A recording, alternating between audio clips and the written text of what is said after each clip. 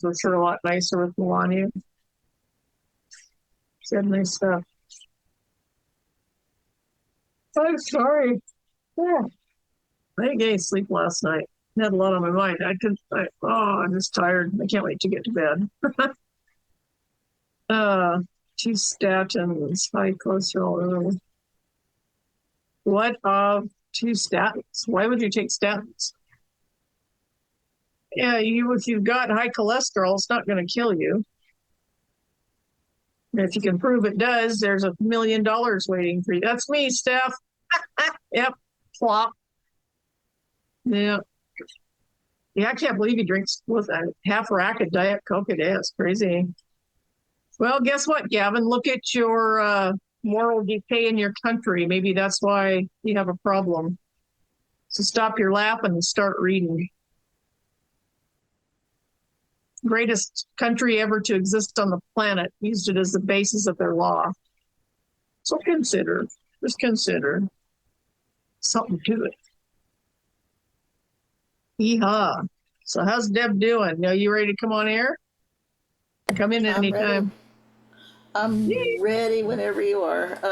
Hey, yeah, how did you like the inauguration, all that? Did you get a chance to watch it? Oh, man, I didn't get anything done. I was on all day on PSB, watching it all day long. I was like, hey. It was a holiday. That's what I figured. That's what I was too. I was so tired. I mean, I was like, I couldn't take a nap. Let's see. I couldn't take a nap. I was going to work on my book, and I didn't do that. I was like, So. But did you hear about the new fire that has started in my area? I've been watching it. Yep. So they have now burned almost 70 to 75,000 acres of land in California. That's nuts. I know this one tonight was about 6 o'clock. They updated it. It was like 9,500 acres down around, was it Castaic or the one down in, I think it was the Castaic fire. And then there's another one down in San Diego. Yeah. I think they might have got that one out. I'm not sure. The San Diego one is pretty much out. The Eaton fire, which is an offshoot of the Palisades fire, it's 95% contained. The Palisades fire is still 65%. Or yeah. It's either 65 or 70%. I don't remember now. Wow. I mean, I can look it up real quick.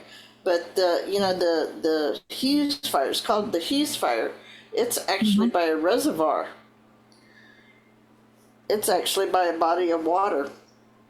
Yeah, I saw today that the reservoirs around San Diego were emptied out in February also. A lot of people pissed off. They're starting to wake up to what was going on. Trump said in October that he was going to return.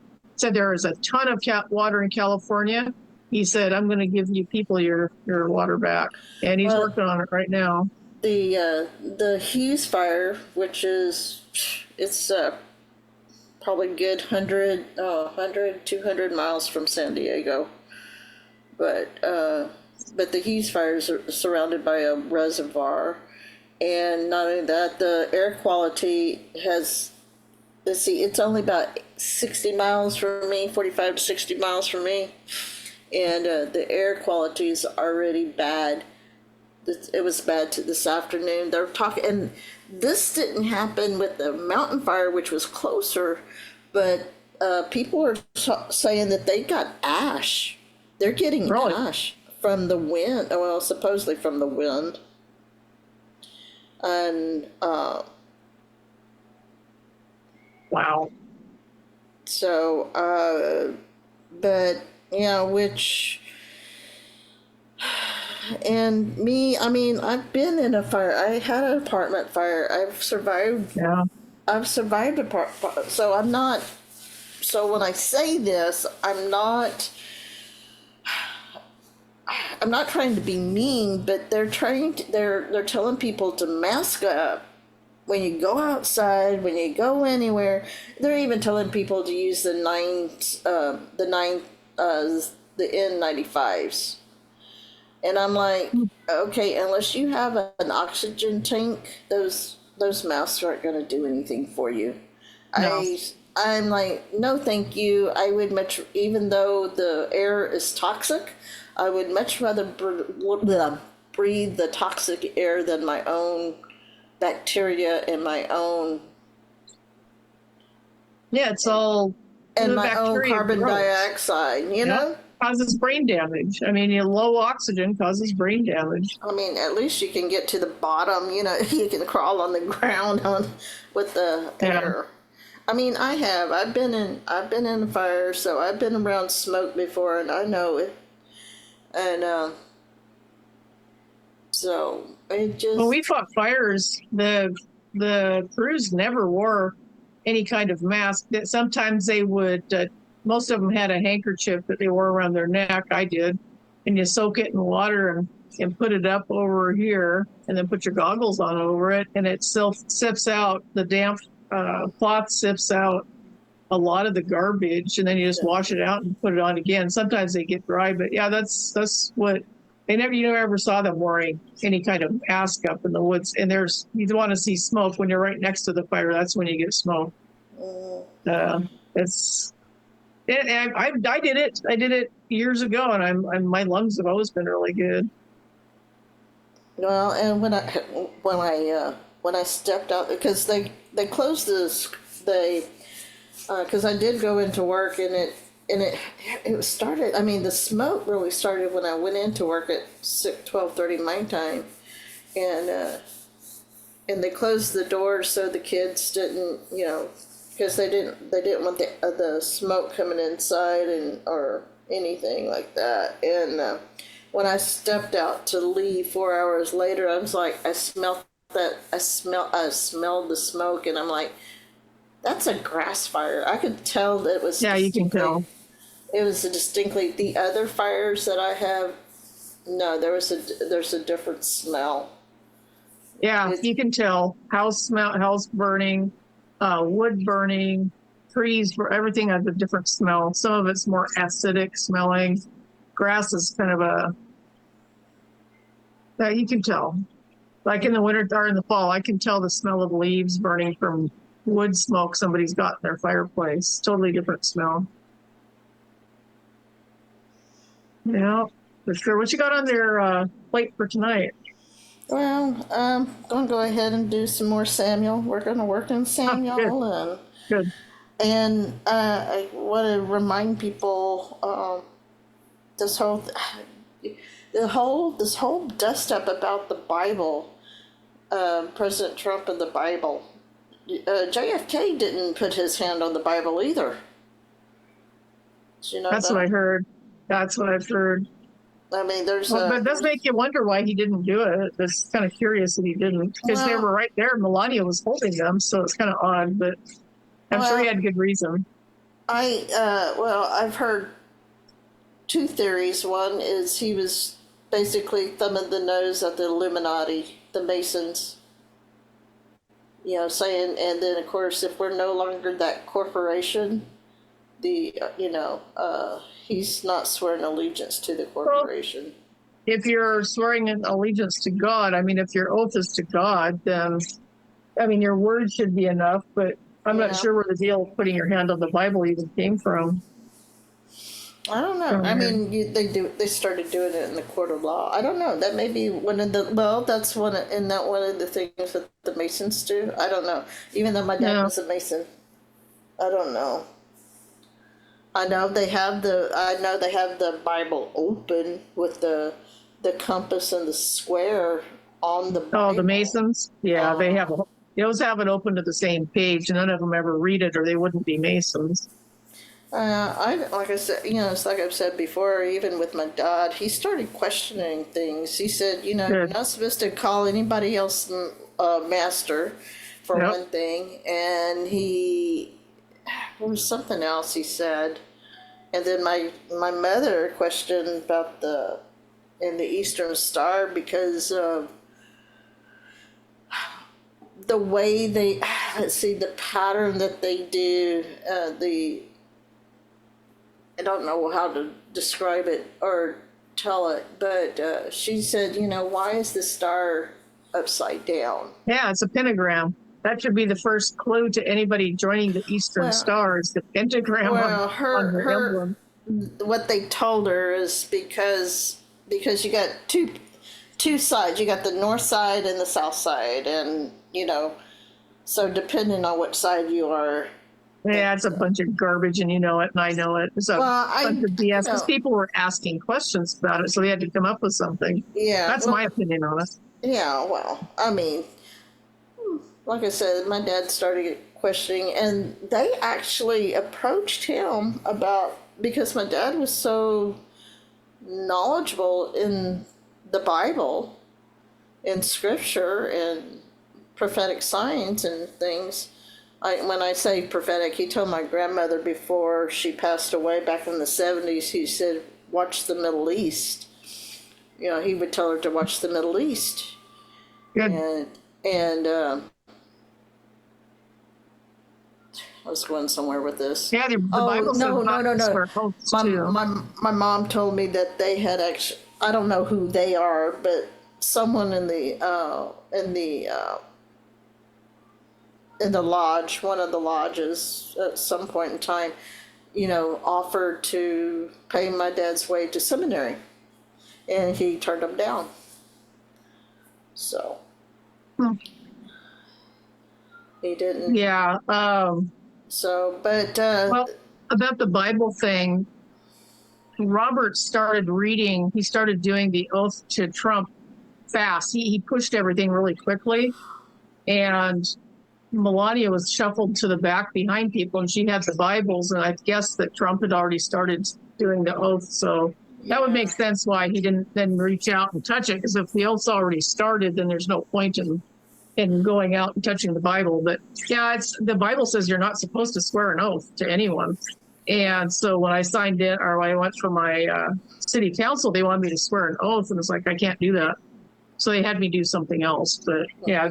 Well, think about it. Obama didn't swear on the Bible. He swore on the Quran. Yeah, exactly. And if people know anything about Islam, they'd realize it's a political ideology that is hell-bent on taking over and subverting and forcing the United States into submission to Islam. It has no place in the United States. No. So, I mean, people are bent out of shape because he didn't swear. And of course, I mean, I know it was unrealistic, but I was really hoping that these bots would go away, because it's just, I've been so angry reading this junk online about, they're still attacking President Trump. They're still, they're attacking, they've already got lawsuits because of the abortion issue, and defunding Planned Parenthood or whatever it is he's doing with that, and the immigration. Oh, the 14th Amendment. He can't do that. No, he's reinterpreting the 14th Amendment. He's telling you can't come in and squat and have a baby and then expect that baby to be a citizen. Anchor babies, yeah. Kamala Harris is an anchor baby. Oh, I know. And look at the damage she's done to this country. That's why anchor babies and foreigners aren't allowed to be president. Well, that, makes me wonder if that's not part of the issue. He did that because once that comes out, what about Obama? Obama wasn't even really an anchor baby. He was just an illegal, he was never an American citizen. Well, both of them. She was born here to foreigners with temporary visas. She wasn't qualified to even be vice president, let alone president. Yeah. And you got, Ted Cruz was born in Canada. Yeah, and that's why when he ran for president, I knew he was a dirtbag, because he knew he didn't qualify and he ran anyway. Yeah. And that's how I knew that he was dirty, because he knew. And he was going to try and get in. It's like, I got your number, buddy. Mm-hmm. Oh, thank you, Steph. Yeah. Did you hear about the head of Planned Parenthood dying during the inauguration. Yeah. That was kind of weird. I shouldn't laugh because she probably went to hell, but yeah, it was an interesting timing on that. Yeah, I mean, I think a lot of this is just, so much of it is such a dog and pony show. I even stayed up long enough to watch some of the balls, the inauguration balls. Yeah, I played them on my show Monday night. The dresses were pretty. Yeah, we didn't see the last one because I guess it was closed to the public, but the first two we got to watch. It was pretty cool. Yeah. The dresses were beautiful. All of them. They were all beautiful. I really like to see First Lady Melania smiling, having to keep that somber face on her. I mean, good grief. And people are attacking her attire and her and I loved her outfit. I loved her outfit that she showed up in. And go ahead. Yeah, well, if you looked at, I keep telling people that the message I got from her outfit and Ivanka was dressed in the same style at the end of World War II. Melania was dressed in the style at the end of World War I. Both ladies had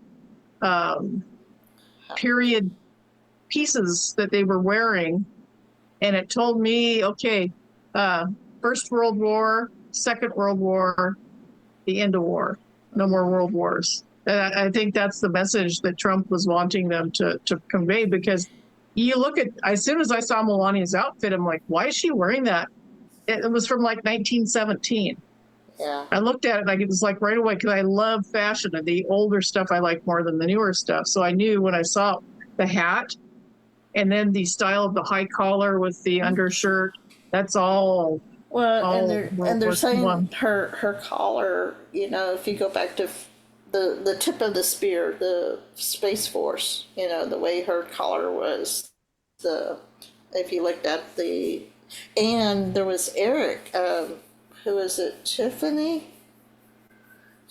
Tiffany or Laura stopped, people of course, oh, there's nothing there, but there's a clip where, it looked like Eric Trump was doing the tip of the spear with his hands, and he was stopped. I saw that. Yeah, she reached over and she grabbed his arm and said something to him, and he just put his hands down.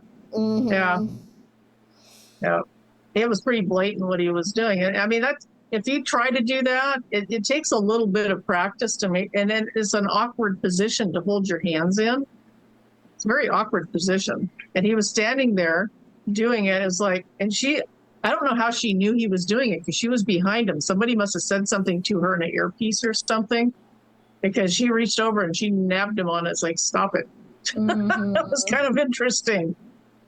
And then the whole bear, I just really think a lot of it is just, it was a power play. A lot of this was power play. A lot of it was, I'm glad he was inaugurated. Don't get me wrong. I'm glad that at least the optics is, he is back.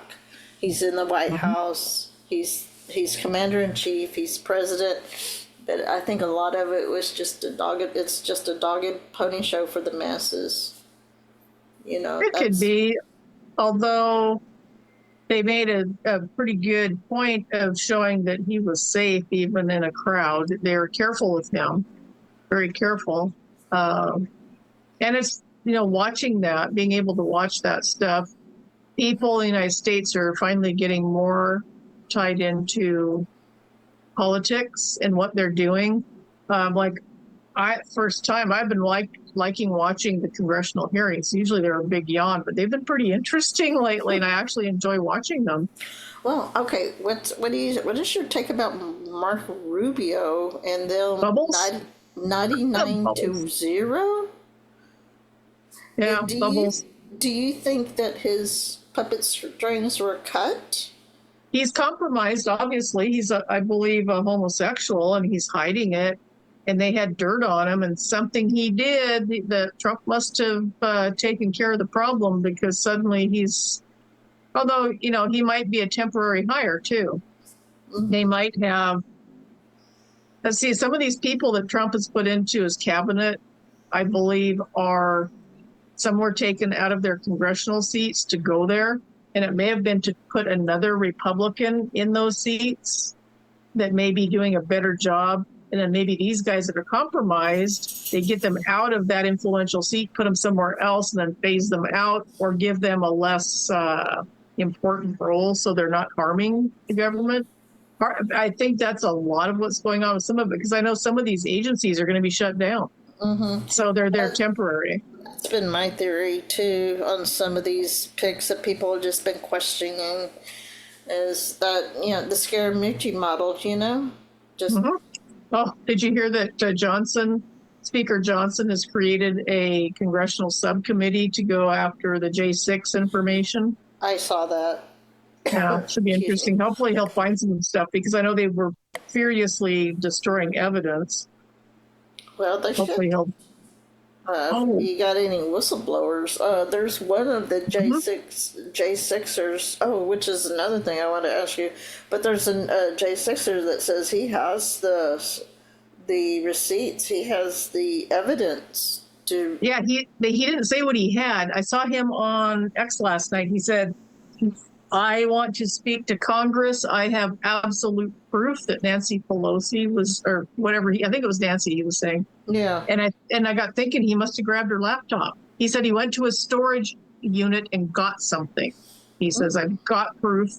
Get me in front of Congress and I will show you that she did this. Then he got somebody else saying it was Millie, and they may have been together in on it. Well, I wouldn't be surprised. I mean,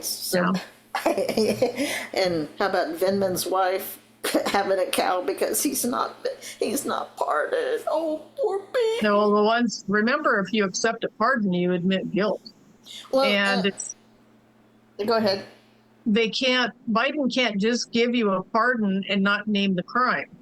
The crime has to be named. It's not a blanket pardon. There are a lot of, if you do get pinned on a treasonous crime, there are only certain crimes that a pardon covers. So other crimes are not covered, and they've got plenty of crimes under their belt that they can be charged with. A lot of people assume, they got a pardon. That means all their crimes are, no, that's not how it works. That is not how it works. So they can still be charged with a lot of stuff. They want people to think they can't, but they can be. Yeah. Well, speaking of that, but I got a question for you. So the J6ers, the executive order, has anybody actually read that order? No, I have not yet. I haven't had time. Because I'm thinking, I haven't either, so I don't even know how to go get it. I know they said it's on the website, but the thing is that order, because even President Trump says, I am going to release the J6 hostages. That does not sound like a pardon to me. That sounds like when you are like a prisoner, I keep calling them prisoners of war, but when you, a prisoner of war and you release them, you not even grant them amnesty, but you release them. They've been prisoners. Mm-hmm. So people keep calling it a pardon. I don't think it was a pardon. And that's the reason why they keep saying that. The wording on that EO is I think it's very important. Yeah, exoneration means that it erases everything. A pardon, the record is still there, but you aren't charged of the crime anymore. Yeah. So exoneration, if I was one of those people and I just happened to be on the steps, I'd be asking for exoneration because be exonerated. Okay. Yeah, but I don't know what else going on with that. Okay, hold on. Let me get this up. I just wanted to remind people, someone was to remind people. So here is, y'all remember this in the Kavanaugh hearings? So this is kind of remind people about this. Called the law of armed conflict. There is such a body, Senator. Is there a body of law that's called basic criminal law? Yes, Senator. Are there differences between those two bodies of law? Yes, Senator. From an American citizen's point of view, do your constitutional rights follow you? If you're in Paris, does the Fourth Amendment protect you as an American from your own government? From your own government, yes. Okay. So if you're in Afghanistan, do your constitutional rights protect you against your own government? If you're an American in Afghanistan, you have constitutional rights as against the U.S. government. Is there a long-standing... That's long settled law. Isn't there also a long-settled law that it goes back to the Eisentrager case? I can't remember the name of it. Yeah, Johnson versus Eisentrager. Right. That American citizens who collaborate with the enemy have considered enemy combatants. They can be. They can be. They're sometimes criminally prosecuted, sometimes treated in the military. Well, let's talk about can be. I think under Supreme Court precedent. Right. There's a Supreme Court decision that said that American citizens who collaborated with Nazi saboteurs were tried by the military. Is that correct? That is correct. I think a couple of them were executed. Yeah. So if anybody doubts, there's a long-standing history in this country that your constitutional rights follow you wherever you go, but you don't have a constitutional right to turn on your own government and collaborate with the enemy of the nation. You'll be treated differently. What's the name of the case, if you can recall, that reaffirmed the concept that you could hold one of our own as an enemy combatant if they were engaged in terrorist activities in Afghanistan? Are you familiar with that case? Yeah, Hophni. Okay. So the bottom line is, I want every American citizen to know you have constitutional rights, but you do not have a constitutional right to collaborate with the enemy. There's a body of law well developed long before 9/11 that understood the difference between basic criminal law and the law of armed conflict. Do you understand those differences? I do understand that there are different bodies of law, of course, Senator. Okay. If you're confirmed, and I believe you will be, I remember that. That is why the IBOR was unnecessary. Remember the Internet Bill of Rights? That is why ultimately it was unnecessary, because wherever you go, in person or online, your U.S. constitutional rights follow you. So when Corsi was pushing hard to get it done, he says, this needs to be done right away. I thought, what has he got up his sleeve? That's why he was on PSB, was to get us to do an IBOR so he could take it and turn it in. And IBOR is what it actually did. If we had done that, it would have been altered and would have been put into law, destroying our right to constitutional speech online. He knew what he was doing. And I talked to a lawmaker in Spokane who said that what if I had that and I gave it to him, he would send it to Olympia. He says he'd present it to Olympia. Then the lawyers would get a hold of it and change it up and make it legal. It was already legal. We were very careful with the wording. They would change it and then submit it as the will of the people. And I said, but it wouldn't be the will of the people if it was changed. And I kind of got into it with him, and he just exposed himself as a crook because he told me, oh, I just got off the phone with Jerome Corsi. Oh, really? How interesting. So, yeah, they were in on it together. This guy that he actually retired from politics that year, and he was very well liked in the area and put on a big face of being a patriot, and he was a bum. Yeah. Well, it just goes back to, people keep seeming to forget we, not just a spiritual war, but we are in a war because these people committed treason. Yes. And people want to seem to overlook that fact. Oh, they're desperate to overlook it because they don't want to swing. They don't want the necktie party. Well, I'm talking about the MAGA. I mean, people just MAGA seem to want to overlook it makes you wonder if they're really MAGA then, because what they don't understand is there's good reason that we have a death penalty for a lot of treason cases, because they will never stop Do you think Nancy Pelosi will ever stop trying to destroy this nation, or Schumer, or any of these people? They never will. Yes, I think of him, Nullenhead. They will never stop trying to destroy this nation. And even if you put them in prison, they will still be operating out of prison, just like a crime mob boss or a drug lord will still be operating out of prison to do everything they can to destroy the nation. The founding fathers knew that, and that's why there is the death penalty for treason. And President Trump was very clear about that. And a reporter asked him to clarify. And that was in his very first year as president, and he clarified it. She said, well, who, Mr. President? And he went on to elaborate certain crimes by certain people, and I do think that's coming. Remember, Q was all the elbow grease. After the elbow grease is over with, the hard part's done. And then comes the phase for justice. We'll see what happens. Or you think we're in the justice phase now? Yeah, I think so. Okay, they've had plenty of time now to investigate, gather the evidence for the last 8 years. Yep.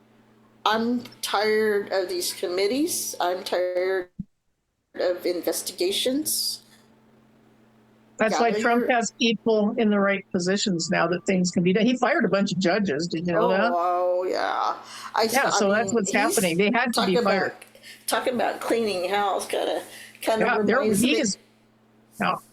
of reminds me of Jesus going around and with that whip and money changers, cleaning out the money changers, right? Yeah. Well, he's doing that, and people, they're pretty fired up right now. They've seen the injustices done by these people, and I think when some of these stories come out about the J6ers, how they were treated in prison and they hadn't even been charged yet, their rights were trampled on by these freaks, and some of these people died. They committed suicide because the treatment was so bad. Also, when they find out that the COVID thing was done on purpose to kill Americans, when certain things come to light. That's why RFK Jr., highest profile Democrat probably, was put out there to take over and help with the health stuff. And he's going after the COVID stuff big time. So I have a feeling it's going to come out that was all done on purpose. Biden sitting there saying 70% of Americans need to get the shot. I'm thinking, why? Why 70%? What's with the 70%? And then the Deagle report comes out and says in 2025, 70% of Americans are going to be gone. And it's like, well, this is very interesting. I think all these things are going to go together. When people realize their grandma died alone in a hospital because Biden and the rest of them wanted that to happen, or their children, or their sisters, brothers, mothers, fathers, they are going to be, especially the lefties, they're very emotionally driven. Mm-hmm. They're ruled by their emotions. They are going to lose their minds, and they will demand the death penalty, I think. Just think about, and not only that, how many of them couldn't have full-blown funerals? Mm-hmm. I mean, one of the very first people that passed away in, was it July or August, is my former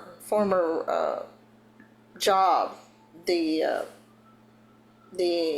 compliance officer. Her husband passed away, and I'm like, if I knew her well enough, I mean, she was one of those. She came from New York. Trump's evil, blah blah blah, and it was like I just wanted to. I wanted to tell her, get your husband off that ventilator. Of course, this was before we knew what the actual treatments were. But the vets killed a lot of men. The main thing was to get him off that ventilator. Yeah.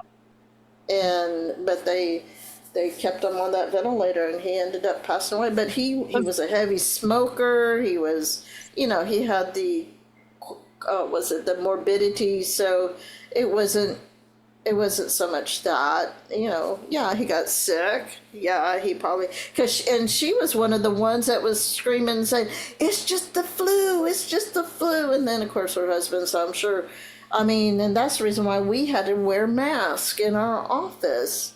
And it's just, it was crazy. Of course, all the bosses who are 80, 70 or 75 plus years old were getting the shots because, and I don't know. They were conned. They were lied to, so they thought it was going to help and they took it. I kind of get that, but people tried to warn them. And one of the bosses married a woman he married a woman. She was, she was one of the high echelons of UT, University of Texas, and I can't remember she was like a dean. She was like anyway, and University of Texas, which is also attached to MD Anderson, who is also run by China. And he actually put out a thing that came out of, I think it was MD Anderson. He came out with a video. They were talking about how the masks protect you from sneezing. And I was like, oh my gosh. It's like, these people's sense, you're talking about driven by emotion. I had a hard time that last year, because I basically got in trouble because I would be like in the bathroom by myself and someone would walk in and I didn't have the mask on, or I'd be in the kitchen by myself and somebody would walk in and I had to put up my mask. You can't be, you have to abide. Oh, jeez. Yeah, that was the word. And it's like, it's not, I don't like it either, but you have to abide.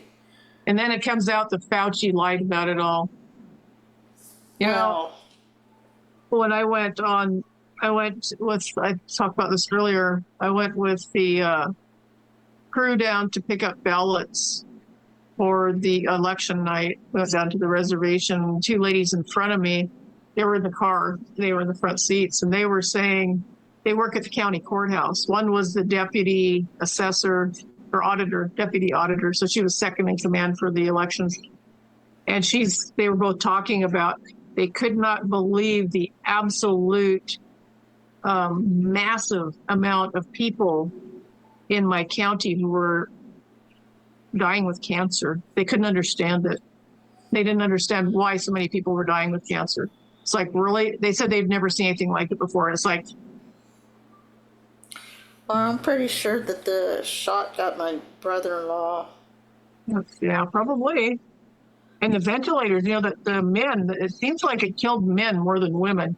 The ventilators killed a lot of people. And I talked to somebody who was in the hospital, and they said they actually tied their hands down so they couldn't pull the tube out because people were pulling the tubes out because the vents were killing them. Well, what they were doing is they were jacking those ventilators up to full strength. They wanted them dead. Well, that's like she was a nurse, and her husband, he had his I kid you not, his mother, his sister, and he all passed away in the same year. Wow. Within months. I don't know if it's this was in 2017, so it was prior to this whole thing. But they had a pulmonary disease that it was genetics and ran through the family. And apparently they didn't catch him in time. He had already had scar tissue on his lungs from something, and they didn't catch it. And so they basically caught him towards the end of it, and by the time they caught it, it was, nearly always fatal. So he lasted about 6 months. But there was one time he was on the ventilator, and she turned it down because she knew it was too high. And this is prior, like I said, this is in 2017, so this is prior to the I call it a panic-demic, because what was the narrative? The Yeah. narrative is if you get sick, you're going to die. If you're around someone who's sick, you're going to get sick and you're going to die. And I will scream to the top of my lungs about the contact tracing. They never changed the number. You know how they do the death rates every year? Yeah. They never changed that number. It was like a cumulative over 2 or 3 years. So it made it look like all these people died in the same year, which is bull. I mean, They had to jockey it around. I think that's going to come out too. I think all that's going to come out. Lucky, on X, there's a lot of people doctors and people who are coming out and saying what they saw, and they know what their expertise is, and they're like, it's amazing. The people, basically, they found the doctors and nurses who were open to compromise by killing people. I mean, you figure out, okay, wow, what I just did, I think it killed that guy. Well, I've already killed someone, and I got paid $19,000 for one thing, and then $39,000 for putting them on a vent. That's like $60,000, $50,000. If I kill more, what's the difference? I've already killed one. And those were the ones that were willing to give up their integrity to kill people. And they knew they were killing people. They might have sat there and lied to you and said that, oh, no, it's not happening, but they had to cover themselves. They knew they were killing people. Well, how could you not know? That's like one of the pastor's daughters, she's a respiratory therapist, and she got on Facebook, and she was talking about how, and I'm sorry, I'm not being very charitable, but she was talking about how she watched her grandmother die and slowly and blah blah blah. I mean, this is years before, right? Her mother. This is all before. So be sure to wear your mask. I mean, you're a respiratory therapist and you're telling people to wear a mask. I mean, oh my gosh, how could you? Yeah, well, think about the brain damage in kids that caused, making them wear a mask. And you see people running. I would see people running past the house, the high school kids running past the house with masks on for PE. It's like, are you kidding me? Well, how many people got pneumonia? And then when they, I mean, I would see people, oh, my daughter wore a mask and she got sick and she got pneumonia. Well, it's like, duh. But she got sick with COVID. And then they started calling it COVID pneumonia. And there was no test for COVID. The test that they used could be used to say anything they wanted. Oh, yeah. Well, my boss got mad at me because we were going to be shorthanded, and my daughter got sick, and she quote unquote tested positive for pneumonia. But I followed their policies. I got tested, but I didn't do the rapid test.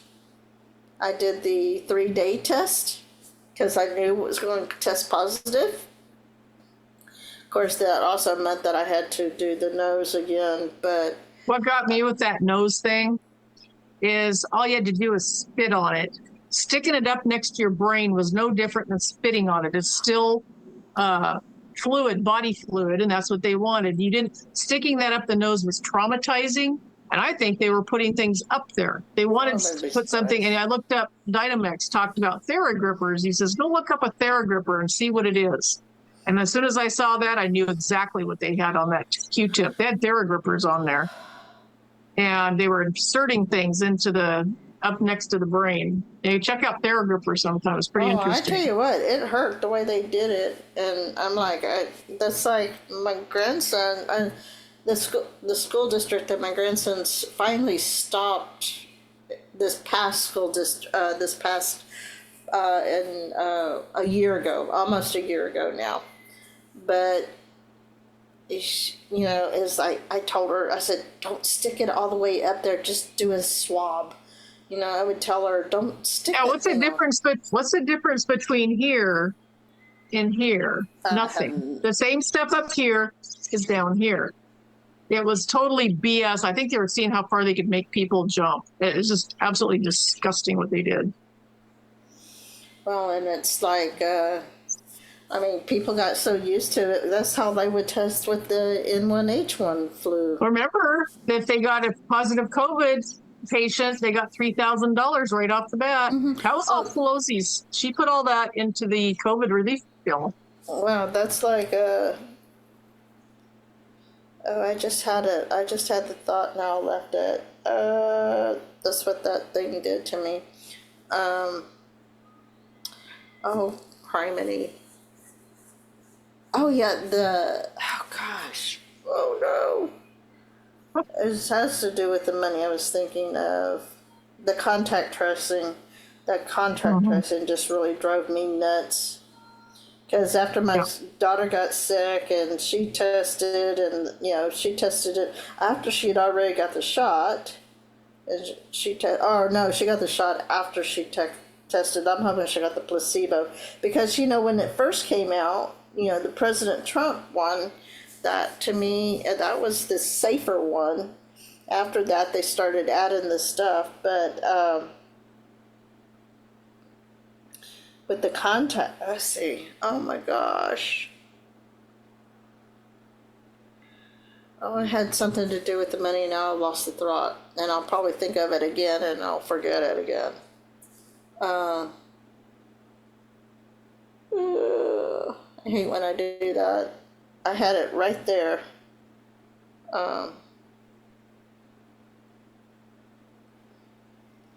Anyway, the money that they got. Oh man, that's going to drive me nuts to try to remember what I was thinking. The point I was going to make on that whole thing. Oh yeah, now I remember. There used to be a link where you could go in. It wasn't a very friendly link. You couldn't really filter, but it gave you the list of hospitals and doctors and how much you were getting, how much they got for having COVID patients. My doctor got like $3,000 for for every COVID patient they had. They had, I can't remember what the secondary, what the 19,000 was for, but then they had 39,000 if they got put on a vent. The 19,000, gosh, what was it? I can't remember for some reason, but it was very lucrative for them to do that. Now, ivermectin was on the treatment schedule, but they didn't use it because if they used remdesivir, they got another $3,000. So they acted like ivermectin was just, it's worst paced, blah, blah, blah, it's for animals. Now, it was on their treatment schedule, but they wouldn't use it because they didn't get money for it. Ivermectin's not a patent drug, but remdesivir is. They couldn't make it a EAU, Emergency Authority, was it emergent EUA, Emergency Use of Authorization. Or whatever. They couldn't do that because if there was a treatment, they couldn't use that. Yep, they didn't want people knowing about it. It was illegal what they did because there was already a treatment for it, but they didn't want to do that because they were trying to kill everyone. Well, that's President Trump tried to tell people. I mean, this is where I get aggravated with people, because when they want to blame President Trump, it's like he tried to tell people about the therapeutics, that you could take other things.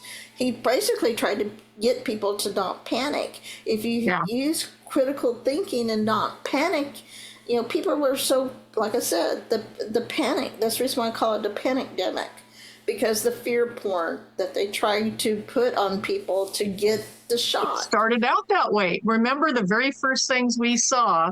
We first heard in September and October about this new flu in China, and that they were locking people down, setting the stage, locking people down because it was incubated, was 2 weeks incubation, and there was no symptoms for 2 weeks. And then suddenly it's full blown this. And then they showed people falling over dead in the streets, assuming dead, just took it over in the street. Boom. You don't know what they died from. They could have been shot with a poison dart for all we know. Well, but it shows these people tipping over. It's like, it's COVID. They're dying. And that set the panic. Or they could have been using crisis actors. Could have been staged. Well, I mean, that's That's like the was it the ice trucks that they said that there were so many people dying that they had to use ice trucks, and it's like, Yeah, there was a lot of stuff like, and all the rumors coming out, and then the numbers. Remember the numbers? All the people dying, all the people getting sick, all the people dying. It was like, it was all a psyop, a huge psyop, and Trump couldn't. I think he knew some things, but he couldn't say things without looking crazy and having a problem with getting removed from office. well, He had to be very careful. Excuse me. like I said, look at the stuff he tried to say. He tried to talk about therapeutics. He talked about. Yeah. Yep. He tried to talk about. He did say ivermectin by hydroxychloroquine, and what did they tell everybody? Well, he wants you to drink bleach. He tried to tell you get out in the sun, get the vitamin D. Yep. He knew what would help, and he was trying to help people listen. Yeah. And he took, when he got COVID, he took Regeneron. Yeah, well, and someone got it mad because, he's the president, so he gets special treatment. No. Well, in a way, she was right, but at the time I wasn't very empathetic because it was like, no, you could get the same treatment, but you got to fight for it. The thing is you had to fight for it. They probably wouldn't have given it to him anyway, just for the simple fact that, but he was trying to give people alternatives. He didn't have to go with the narrative. And that's like when he sit there saying, well, Barron got sick and he's a young strapping man and he's healthy, and it only lasted him 2 or 3 days. Actually, axe murderer, the numbers of deaths were lower than normal. Go back and look at the stats for the years that COVID was. The year before, was it 2019, 2020, the numbers were really low for the flu, for any of that. For the name COVID, of course. But when they started introducing the shots the next year, that's when the death rate went up, after they gave everybody their shots. Really interesting. Yeah, that was about the chlorine dioxide. But, they lied about everything. They lied even about how it got here and when it got here. Literally, I know the person that brought it here. I know the person that brought it to the United States. I went to school with him. He is a Superior Court judge. And he brought it back in early November. When did the United States say that it happened? In January. January 20th. A Chinese guy went into a nursing home, and that started the panic with old people. Oh, they're dying. In a nursing home, they can kill them off, or they can die from many things. Even a cold can go through and kill a lot of people. They claimed that it had already been here for 3 months. I knew people that had it in November, and it was the exact same symptoms of people that got it later on. It was a weird flu. It was a bad flu, and I do think it was genetically engineered. Yeah, it was definitely weaponized.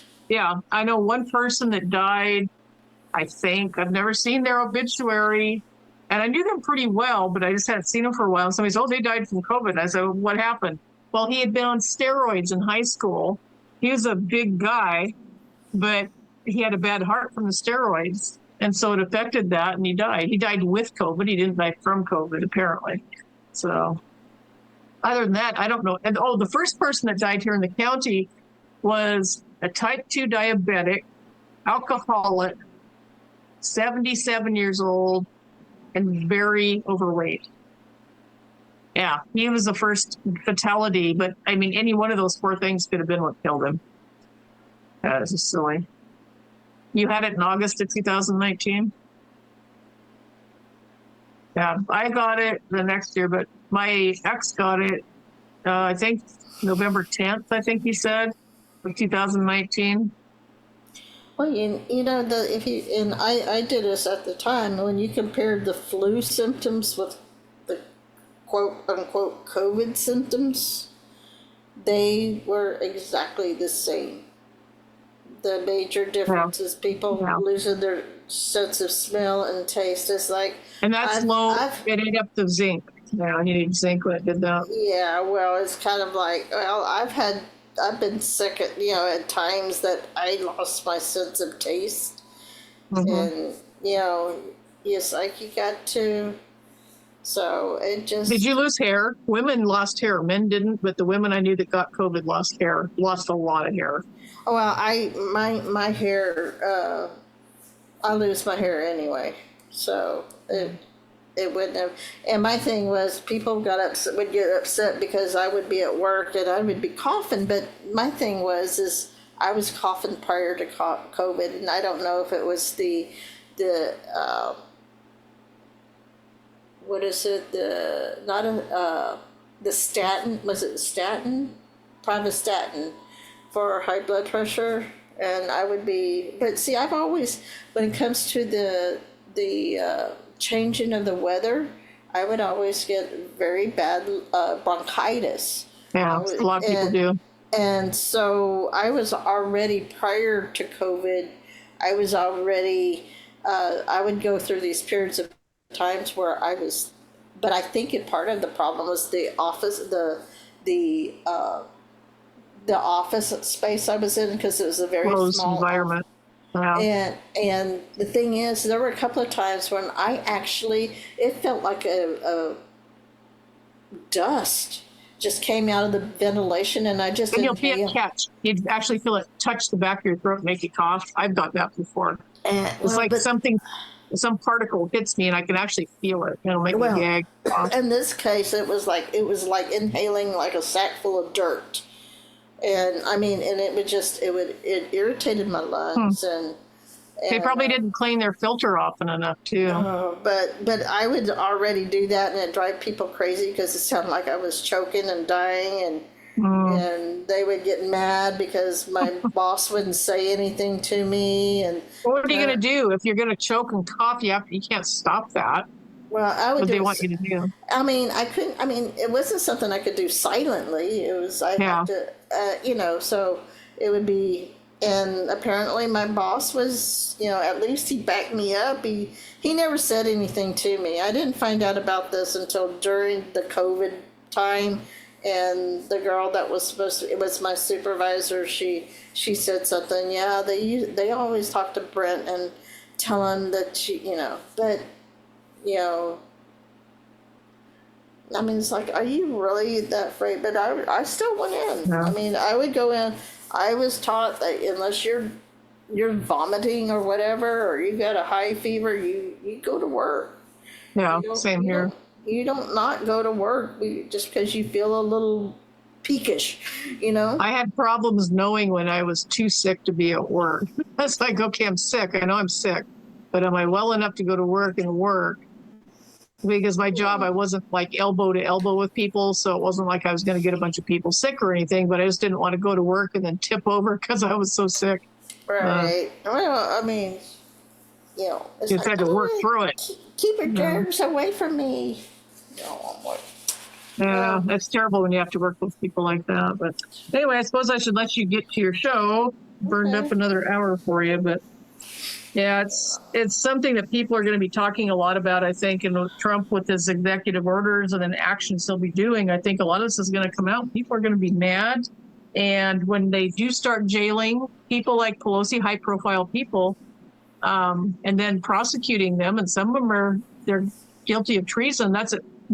General Milley, I think, he put something out about a week ago where he had his name, Mark General with a question mark, Milley. And I thought, oh, he's going after him. He's going down. And sure enough, they took his picture out of the Pentagon. They just put it up last week. And they took that was talk about poetic justice. Yep. Yeah.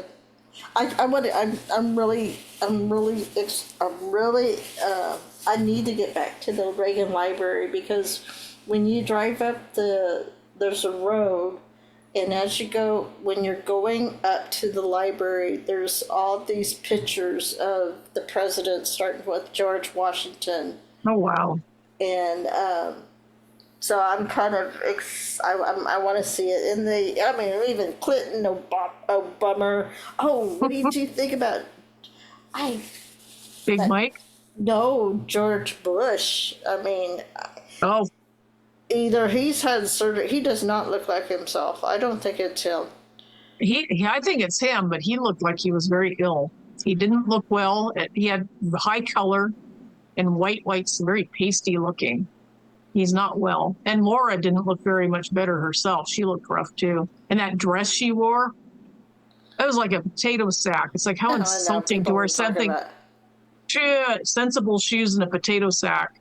If she was trying to make herself look ugly, she succeeded. But yeah, she looked rough too. But he literally looked like he was sick with something. Well, he didn't look like him during the funeral, Carter funeral. They had that big old picture. Oh, I didn't watch that, but I didn't watch it. But there's the picture of all of the the living presidents and everything, and of course they're like, Trump shouldn't have been there because Carter is such a great man. I mean, Carter's a pig. The man was a pig. He was a commie pig. Up until Obama, Carter was the worst president, acknowledged worst president we ever had. And everybody that was there when he was president knew it. He was a dirtbag. And all of a sudden, now that he's canonized by all the communists, well, gee, of course the communists would like him because they all thought alike. Yeah, it's disgusting. But yeah, Big Mike has been AWOL for 3 weeks now. I don't know, maybe she's swimming with the cooks. I think she's in Gitmo. Who is it? Who knows? Pelosi didn't go there either. But you think about it, yeah, but she hasn't, Big Mike hasn't been seen for weeks. And Obama's palling around with Jennifer Aniston. Oh, that's possible. It is possible, but where's Big Mike? She loves the limelight. Where is she? Getting the sympathy because she's the jilted wife. That's not happening. And I think he would be in Gitmo before she would be. Swimming with the cook. I think she's swimming with the cook. Maybe. I can't say that. Yeah. Jennifer Aniston with Obama. Ooh. Yeah. Well, Jennifer Aniston uses baby body parts for I think a lot of skincare products. Yeah. So, I mean, and she's a generational Hollywood person. Her dad was in the soap operas, so she's a Nepo baby. Yeah, Nepo baby. Well, let me let you go. I don't know who came up with that, but I heard that, and I was like, what? So, I know. I had to think about it. It's like, oh, okay, I got you. Yeah, I got to go tip over. I didn't get much sleep last night, so I'm going to let you get to your show. I'll turn it on and listen in as you do it. Okay. Well, I'm hoping that they're going to cancel school for the next 2 days. It's like, yes. You'd be like, yay! Yeah. I mean, it wouldn't hurt. Let's put it this way: it wouldn't hurt my feelings if they did. Because the air quality is so bad right now. It's not even funny. Yeah, and a lot of kids anymore. I think the ones that took the vaccines as kids, they're affecting their health. That's coming out more and more that they've had. Before they started with the childhood vaccination schedules, kids didn't get sick like they do now. And they're tying it back to all the vaccines they're giving them. Hopefully that'll stop. Kennedy's doing a lot of work on that. It's pretty impressive. So anyway, I'm going to peel out of here. Thank you, everyone, for listening to the show tonight. And thank you, Deb, for letting me chit-chat with you. So it was fun. I was enjoying it. So. Yeah, it's always fun, especially, new things. Big week. It's been a big week. Yeah. I still wonder if we go back to the original Constitution, and if we're going back to that, if that means that we're going to go back, if something big is going to happen on March the 4th. Yeah, we'll see. I kind of don't think so. Weird. I hear music. Have you got music playing? No. I hear very faint music playing. Must be my computer. I don't know. I heard that the reason they had the inaugurations on March 4th was because it took so long to get all the ballots in from the various areas of the United States. When people voted, they put it off to do the counting and get the inauguration on the 4th because they knew all the ballots would be in by then. Because it's wintertime. It's hard to get things. That's what I'd heard, that was one of the reasons that they did that. And then it was Roosevelt that changed it. Oh yeah, Roosevelt did a lot of stuff. He did. He was a commie also. He was a dirty guy. I mean, it's because of him we got the 25th Amendment. It's because of him we got Social Security. I mean, Yep. It was. He was a communist. He was a diehard communist. So. Yeah. Yeah, they all were. If you look Let's hopefully it all gets reversed and Trump fixes all that stuff. Yeah, We'll see. and there's a reason why President Trump changed the mountain back to McKinley. Yeah. Yep. That was good. I'm glad he did that. And the Gulf of America, I like that too. Talk about exploding heads. Oh my gosh, I imagine. He's a tyrant. He's going to go after Mexico and Canada and Greenland. He's going to invade these people. Oh. Yeah, those people are freaking out. Well, that'll all shake out. Oh, and let's don't forget Panama. How dare he goes after Panama? No, yeah. Well, we'll see. They just want something to make them look bad with. They have to make it up because there's nothing there. They have to make it up. That's just how bad it is. Yeah. Crazy people. Alrighty. Well, you have a great show. Good night, everybody. Much love. I will see you Friday, God willing. So, yep. Have a great one. God bless. Okay, everybody. This is On the Wing of the Prayer. I'm going to start my show opener real quick, and I'll be right back.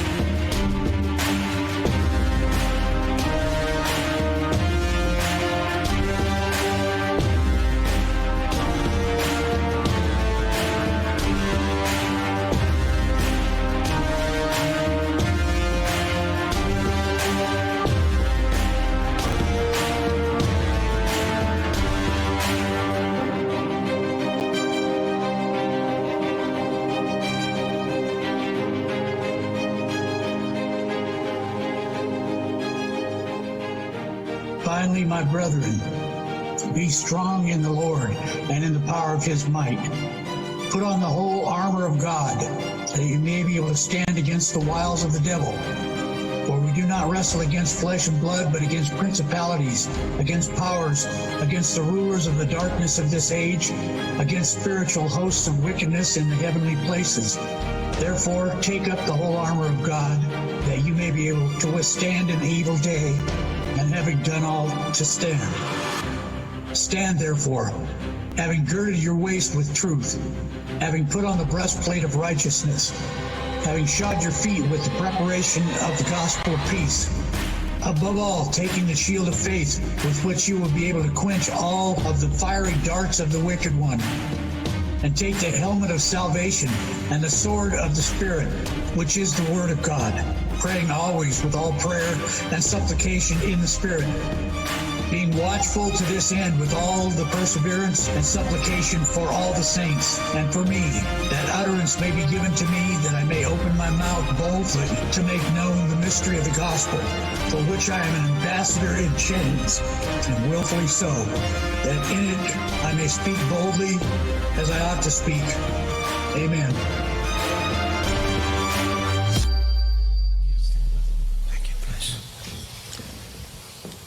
Father God, I ask now for an impartation of your Holy Spirit. May the fullness of the Spirit of Jesus rest upon President Trump, that he be anointed with wisdom and understanding, with your counsel and might, with knowledge and fear of the Lord. And accordingly, may President Trump not judge by what he sees with his eyes, or decide by what he hears with his ears, or lean on his own understanding, but may he recognize your prompting and move according to your guidance. I ask that you give the President supernatural discernment to know who is trustworthy and who is not. Bring into the light all deception and intrigue. Expose and reverse the plans of those who would harm President Trump and this nation. In the name of Jesus, I break off all voices and influence that do not come from you, Father God. May your truth and peace surround and reign in the White House. God, you have raised up President Trump to govern at a time when there is a resurgence of oppression. Only you, Lord Jesus Christ, can anoint him to have victories over strongholds and to establish justice for the needy. Give him strength and courage to persevere in the constant battle that surrounds him, and refresh him. Father God, I see that you have such a tender heart for President Trump. Draw him close to you. I ask now for an impartation of hunger for you, so that he may love you with all his heart, soul, mind, and strength, and delight in knowing you. And if he came and whispered your name, may he go forward shouting your name. In Jesus' name, in the name of my King, I bless you.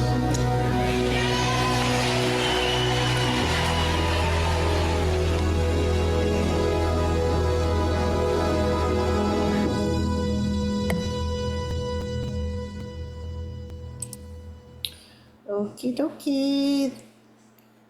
How is everyone doing this morning? Get this out. So this is On a Wing and a Prayer, seen on Patriots Soapbox, Thursday mornings 2 a.m. to 5 a.m. Eastern, and then Saturday from 7 p.m. to 9 p.m. Eastern.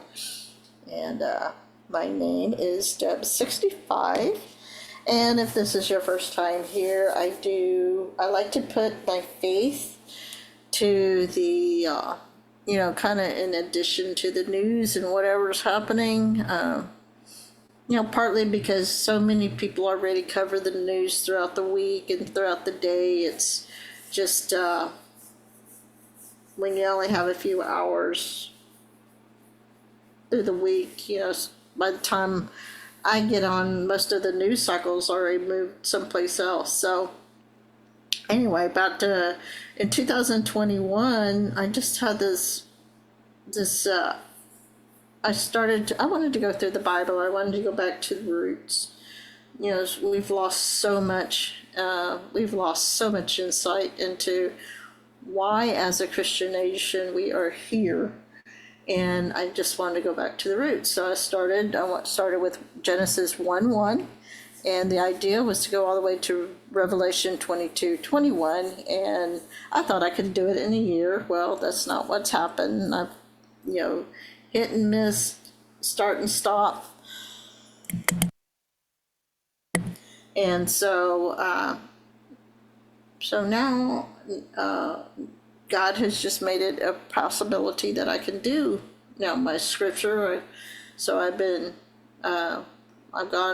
we've already gone through first 5 books of the Bible, and Job, and Joshua, and Judges, and now we are on, and Ruth. We spent 2 short weeks on Ruth.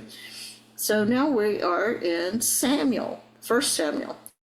And 1st and 2nd Samuel were actually at one time one book, but then they split it up, and so it's getting exciting. So if you remember, I use the New King James Version of the Bible just because they take the these and thuses. It keeps the flavor of the King James Version, and it just kind of modernizes the language a little bit, so it makes it a little bit easier to understand in the sense, as opposed to the Living Bible.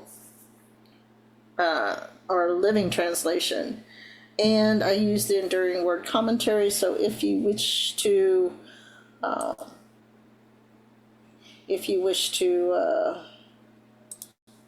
follow along, you can. pastor by the name of David Guzak has put this together. He uses different commentators from like Charles Spurgeon, Timothy Poole, Alan Redpath, I think it's Derek McLaren. So a lot of the 16th and 17th, even 18th century, I don't know if you want to call them evangelists or just use this commentators, preachers, pastors, whatever. Anyway, we got into Samuel. We talked the story about Hannah and her plight as being basically in competition with another woman, and she went to the temple. She prayed to God, and she said, if you let me get pregnant, I'll give my child back to you. And she did, and God blessed her and Elkanah with other children. And so now we are on, and so Samuel spent several years in the temple with Eli, who's the high priest at this time, and his two sons are scoundrels, to put it mildly. And he is, and God has basically told Eli through Samuel. Samuel, not only is Samuel the last judge, he becomes a prophet. So, and because of so he got his first prophetic word, and he told Eli. So now we are on chapter 4, and we continuing with the story. And chapter 4, verse 1 says, "And the word of Samuel came to all Israel. Now Israel went out to battle against the Philistines and encamped beside Ebenezer, and the Philistines encamped at Aphek. When the Philistines put themselves in battle array against Israel, and when they joined battle, Israel was defeated by the Philistines, who killed about 4,000 men of the army in the field. And when the people had come into the camp, the elders of Israel said, 'Why has Jehovah defeated us today before the Philistines? Let us bring the ark of the covenant of Jehovah from Shiloh to us, that when it comes among us, it may save us from the hands of our enemies.' So the people sent to Shiloh, that they might bring from there the ark of the covenant of Jehovah Sabaoth, or the Lord of hosts, who dwells between the cherubim. And the two sons of Eli, which were Hophni and Phinehas, were there with the ark of the covenant." Now remember, if you go back to Leviticus, and by the way, I put my Rumble channel in chat, so if you want to get caught up on anything you missed, if you'll just want to follow me, that's great. But remember, in Leviticus, God gave specific instructions on how to carry the ark, or how the ark was supposed to be carried.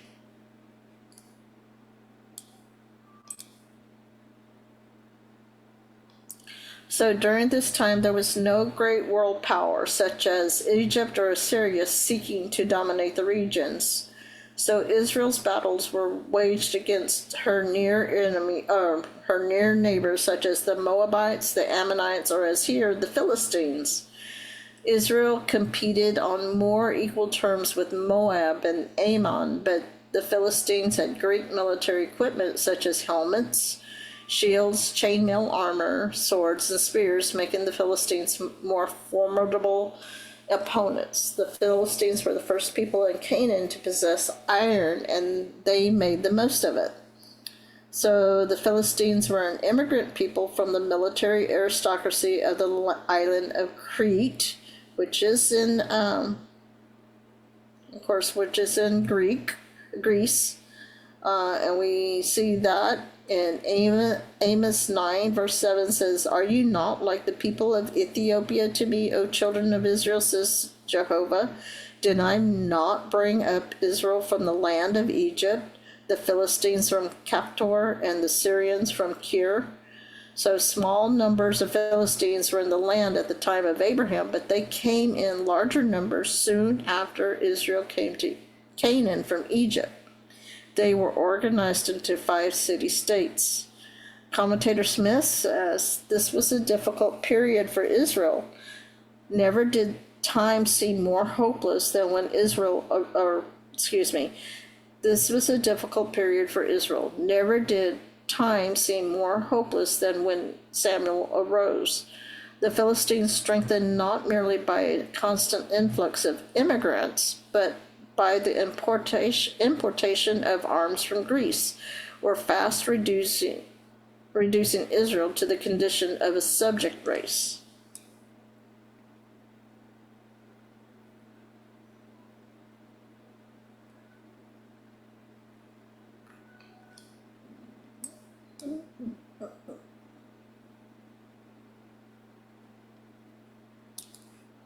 This doesn't mean that the battle was initiated by Samuel. Some manuscripts or traditions, which is evident in the Septuagint, make it clear the Philistines started this conflict. Nevertheless, the battle ended in disaster, which, let's see,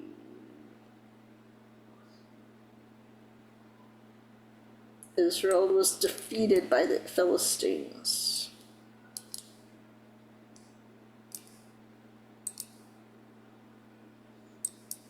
Come on.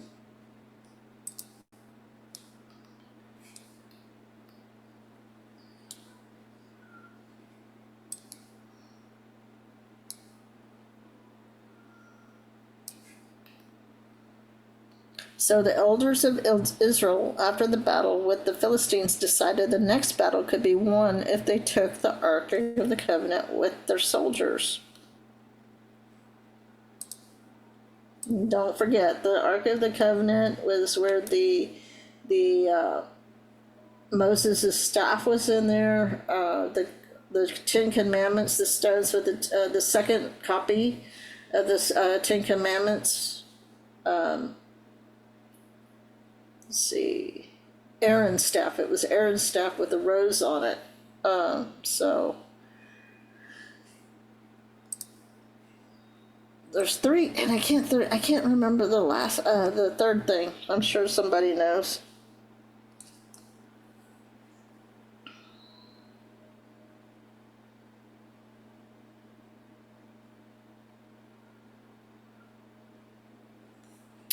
So the Ark of the Covenant was the representation of the throne of God in Israel, kept in the most holy place of the tabernacle. The people never saw it.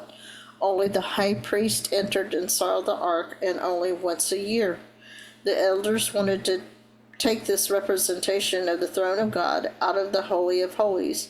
It could be moved when the tabernacle was to be moved, cover it, and bring it into the battle with them. They hoped it would give confidence that God was really with them.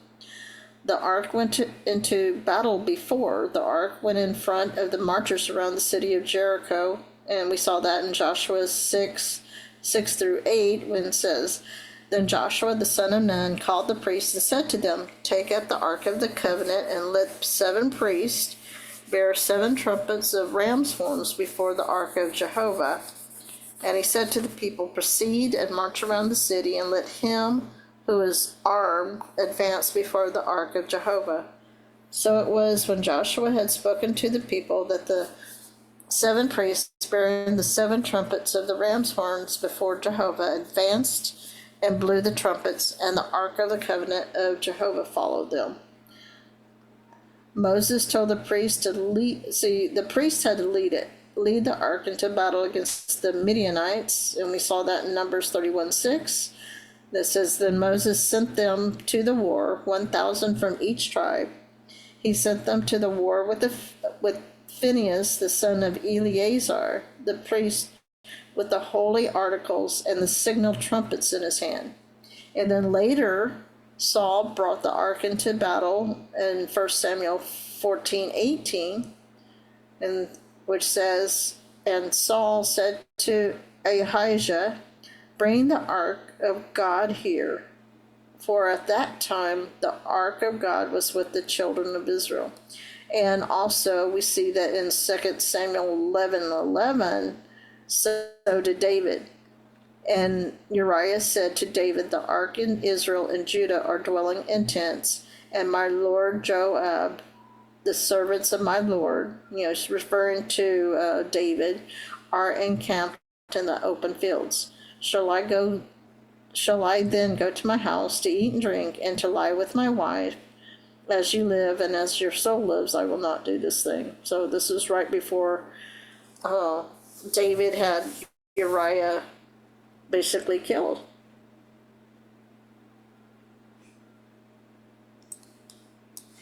So the elders rightly sensed they needed God's help to win the battle, but they were wrong in the way they sought help.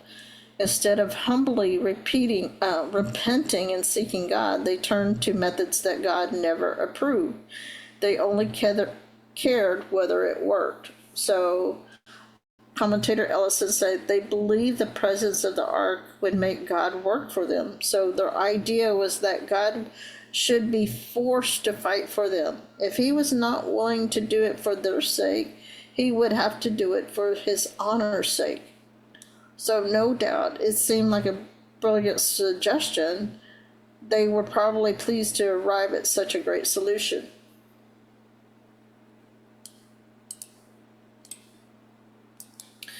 So they regarded the ark as the ultimate good luck charm, in quotes, and believed they could not lose with it there. They looked to the ark to save them, not Jehovah.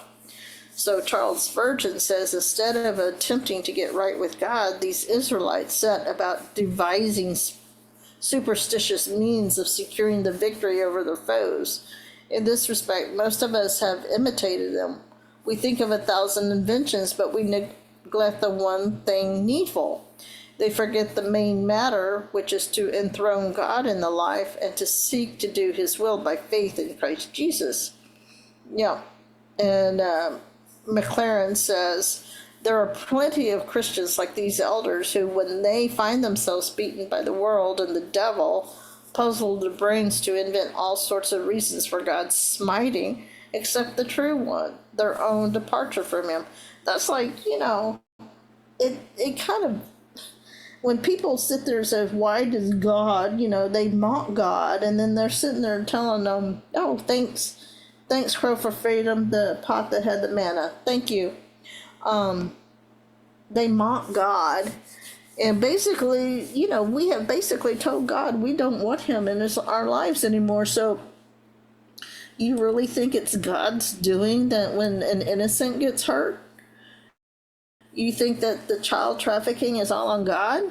What about man's responsibility? What about we allowed ourselves to not want to get involved? There are people that, oh my gosh, the stuff that spews out of people just against President Trump. I just like, oh my gosh, what is it with you guys? Can you not see? How can you not see the truth? And no, I'm not putting President Trump on a pedestal. He's a human. He's got flaws, but here's the thing. He's done more. I think he has done more for this nation to get us back to God than any other professed Christian president who says they're Christian, and it just, I don't understand people. They would much rather play, be nice and say kumbaya, but we're in a fight. We're in a spiritual fight where there's a fight for our soul going on, and people don't understand it. And people, anyway, moving on. Instead of trusting in the ark, they should have been more concerned that the ark was served and carried by priests who had forsaken Jehovah. Verse 5. And when the ark of the covenant of Jehovah came into the camp, all Israel shouted so loudly that the earth shook. Now when the Philistines heard the noise of the shout, they said, "What does the sound of this great shout in the camp of the Hebrews mean?" Then they understood that the ark of Jehovah had come into the camp. So the Philistines were afraid, for they said, Elohim has come into the camp. And they said, or El Elyon, God mighty, woe to us, for such a thing has never happened before. Woe to us, who will deliver us from the hand of these mighty gods? There's only one God, everybody. These are the gods who struck the Egyptians with all the plagues in the wilderness. Be strong and conduct yourself like men, you Philistines, that you do not become servants of the Hebrews, as they have been to you. Conduct yourselves like men and fight. Remember, there's only one God. That's the other thing. I do not understand people who want to bar the Ten Commandments. It's like, what is it about these other gods that you find so fascinating that you would turn your back on the one true God, the Creator, the person who created you?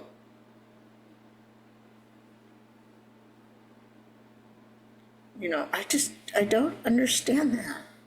And, you see this distortion of the Ten Commandments. Jesus said the first commandment is to love the Lord your God with all your heart, mind, body, and soul. That is the first 4 commandments of the Bible. One God. Do not take his name in vain. Do not have idols. There was one other one. Oh, and to keep the Sabbath holy. So and then the others has to deal with our, then God, and Jesus says, oh gosh, love your neighbor as yourself. I think people really hate themselves, so they, deep down they hate themselves because they don't honor God. So they,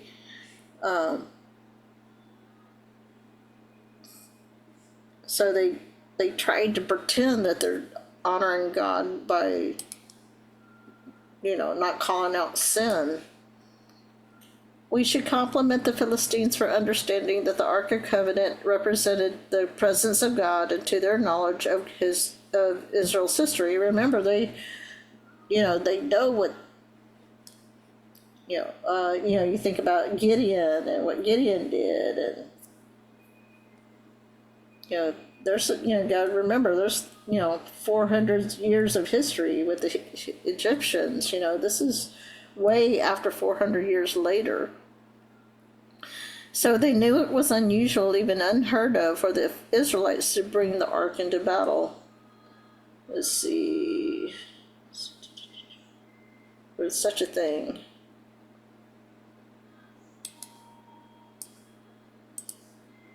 And they knew of the God of Israel, and they knew the God of Israel defeated the Egyptians.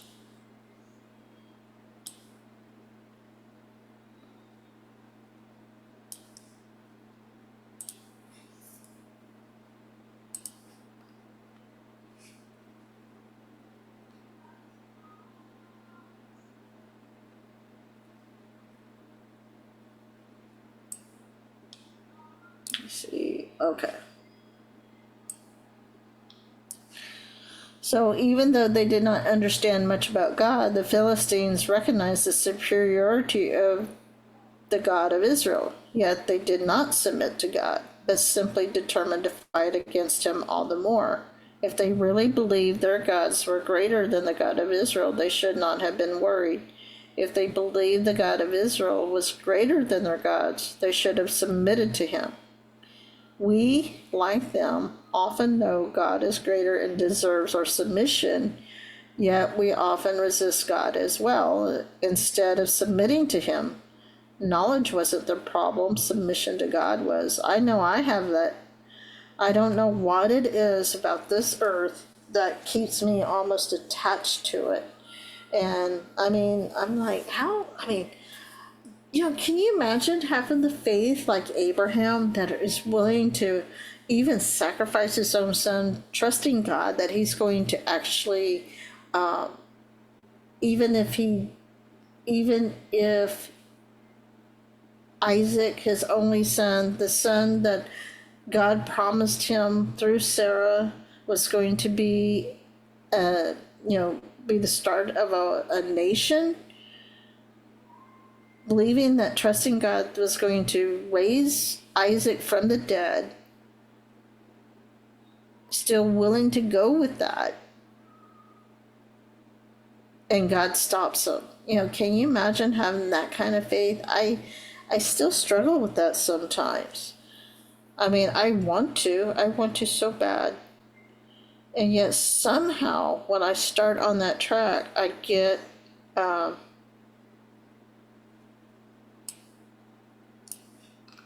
when I start down, I was trying, but it's like I can't sustain it. And I shared sometimes, I shared with I call it an angel. I've shared with an angel showing up and helping me with my daughter. I've shared, there have been other times. August the 26th of 2016, and I'm sitting there, I'm praying for a specific person, and I'm praying hard, and I'm asking for a Damascus Road experience for this person, and and God says the voice, clear as day, says, stay in the Word. Chaos is coming. And I thought, oh, wow. And then a few months later, we have the 2016, and nothing's been really same since. The status quo changed on November 16th of November 2016. The status quo changed. So godless Philistines can teach us something. Christians need to show more of this courage. Instead of giving up when things look bad, we should trust Jehovah and fight all the harder and decide we will not give up. Courage and persistence win many battles, even sometimes for the wrong side. Verse 10. So the Philistines fought, and Israel was defeated, and every man flew to his tent. There was a very great slaughter, and there fell of Israel 30,000 foot soldiers. Also the ark of God was captured, and the two sons of Eli, Hophni and Phinehas, died. So this is part of the prophecy that Samuel prophesied because of their corruption, their dirty deeds. God told Eli, he first used a man of God to tell Eli what's going to happen, and then he told Samuel that this is going to happen. You're basically your family, your descendants will no longer be working as high priests in the tabernacle. So there were three reasons for this great defeat. First, the Philistines fought with the courage of desperate men. Second, the Israelites felt the battle would be easy with the Ark of the Covenant there and did not try as hard. Finally, God did not bless Israel's superstitious belief in the power of the ark instead of the power of God. We might often make the same mistake, believing that if God is with us, we don't need to try so hard. We think if God is on our side, the work will be easy. That may not be true at all. As it turned out, God did not feel obligated to bless the Israelites just because they took the ark in the battle. Remember, it's what's in your heart. It's the condition of your heart. Are you really trusting God? Are you trusting, basically idolatry in the sense. This could be considered idolatry if you think about it. As it turned out, God did not feel obligated to bless the Israelites. Just because they took the ark into battle, he wouldn't allow his arm to be twisted by the superstitions of the Israelite. God is a person, not a genie to be summoned at the will of God, of man.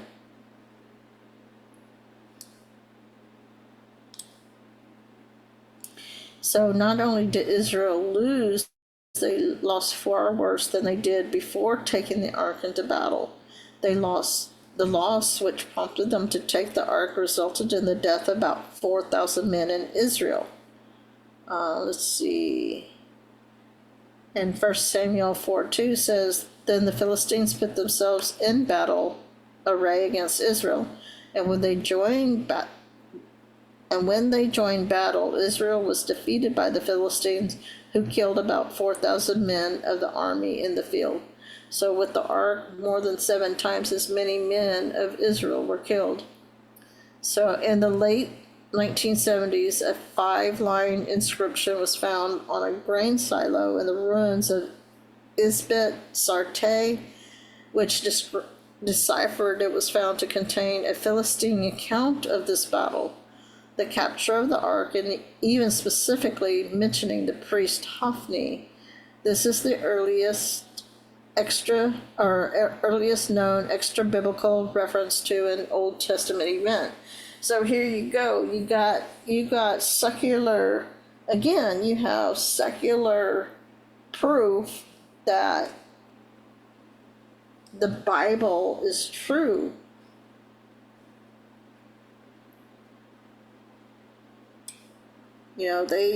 People keep, it's like, prove this happened. Well, you can find different writings. It's not just, there are things that back up. That's like they just recently found in Rome. I don't know if they found it in Rome, but it was a Roman soldier, or they found, can't remember what the artifact is offhand, but it was an indication that during during Paul's time, I think, it was an indicator that was the first known recording of Christianity. So this was worse than just losing a battle. The very thing they thought would win the battle was captured. Israel made an idol of the ark, and God often deals with our idolatry by taking the idol away. Yeah, even relationships. If there's a relationship that is not pleasing to God, he will find a way to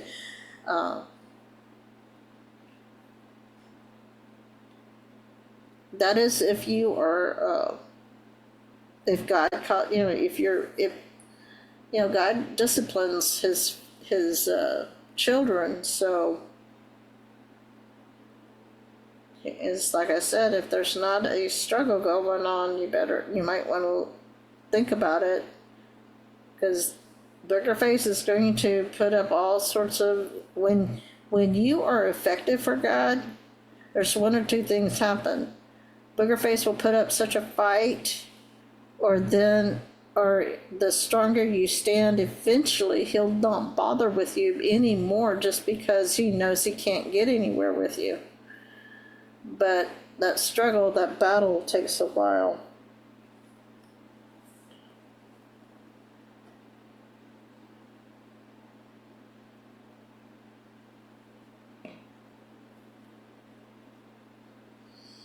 We can make good things idols. There was nothing wrong with the ark itself. God commanded them to make it. It was important to Israel. He told them to put the tablets of the law, a jar of manna, and Aaron's rod that budded in the ark. Yet a good thing like the ark can be made an idol, and God won't tolerate our idols.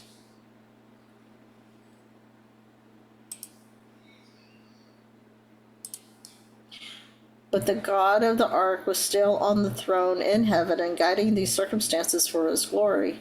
Israel thought they could ignore the God of the ark and find deliverance in the God of in the ark of God. God showed he was greater than the ark.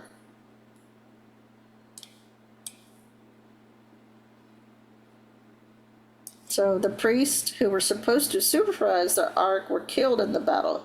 God promised the two sons of Eli would die on the same day as proof of his ultimate judge on the house of Eli. And we saw that last time, or not last time, but in 1 Samuel 2, verse 34. Now this shall be a sign to you that will come upon your two sons on Hophni and Phinehas, and one day they shall die, both of them. Verse 12. Then a man of Benjamin ran from the battle line the same day and came to Shiloh with his clothes torn and dirt on his head. Now when he came, there was Eli sitting on a seat by the wayside, watching, for his heart trembled for the ark of God. And when the man came into the city and told it, all the city cried out.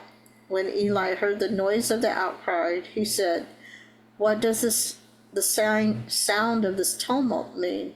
And the man came quickly and told Eli. Eli was 98 years old, and his eyes were so dim that he could not see.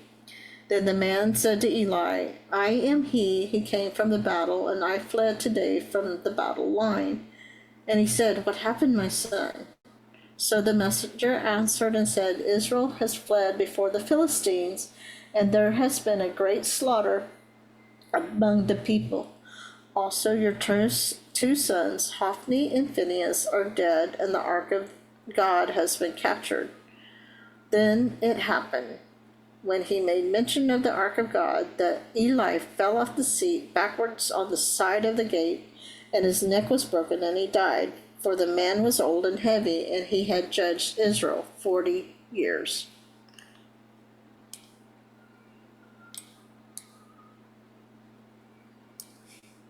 So the battle was fought near Aphek, which we just read about, and it was at least 20 miles from Aphek to Shiloh. The messenger had a long way to go. The route was mostly uphill, and he carried very bad news. Because the news was so bad, he came with his clothes torn and dirt on his head. These were some of the traditional signs of mourning. The messenger brought bad news, and he let his appearance reflect how bad the news was. According to an unfounded Jewish tradition, this unnamed messenger from the tribe of Benjamin was a young man by the name of Saul. So this could be, this is just speculation, really. So that's according to this. So it's tradition. So we do not know exactly who the Benjamite was.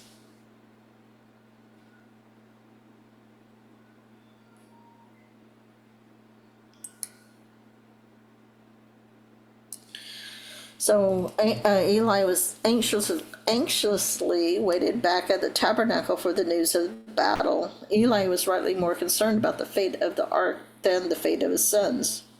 Why was he so nervous?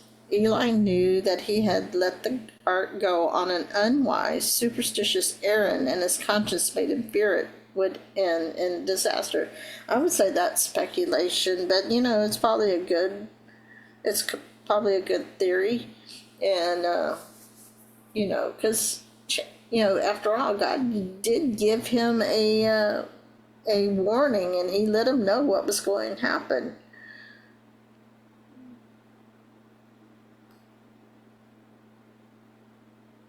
Let's see.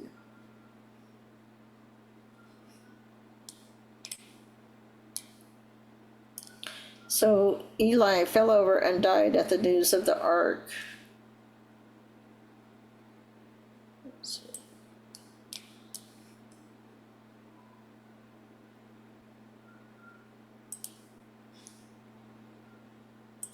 It wasn't the news of Israel's loss in battle, or the slaughter of the army, or even the news of the death of his own sons that killed him. It was hearing the Ark of the Covenant of God was captured.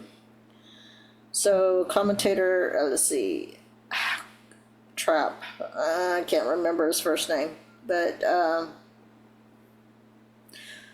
commentator trap says, no sword of a Philistine could have slain him any more powerfully, neither can you say whether his neck or his heart were broken first.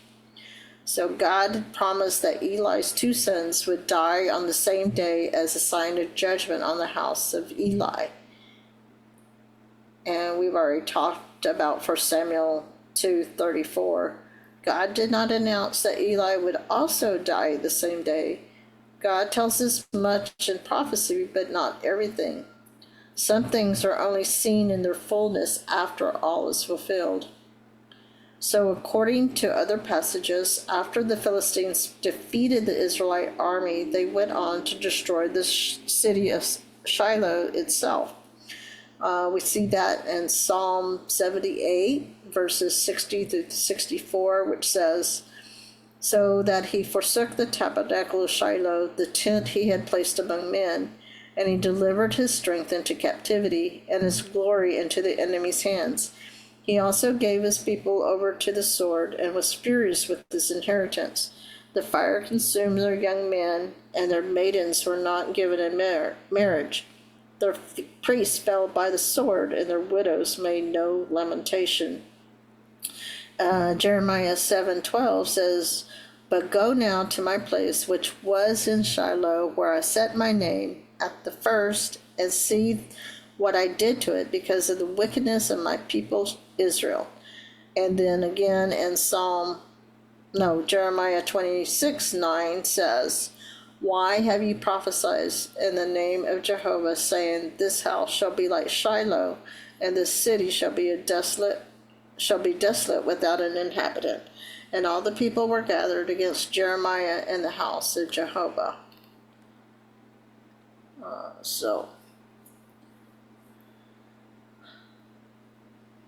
Verse 19.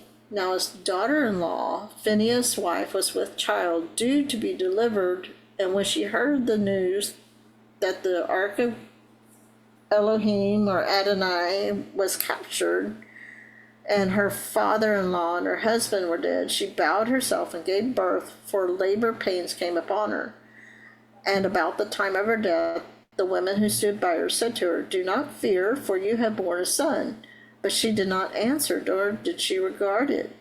Then she named the child Ichabod, saying, the glory has departed from Israel, because the ark of God, or Elohim, or El Elyon, that's the one thing about translating in English. You don't get the Hebrew name, so you have to kind of figure it out through context. Because the ark of Elohim, or El Elyon, had been captured, and because of her father-in-law and her husband. And she said, the glory has departed from Israel, for the ark of God has been captured.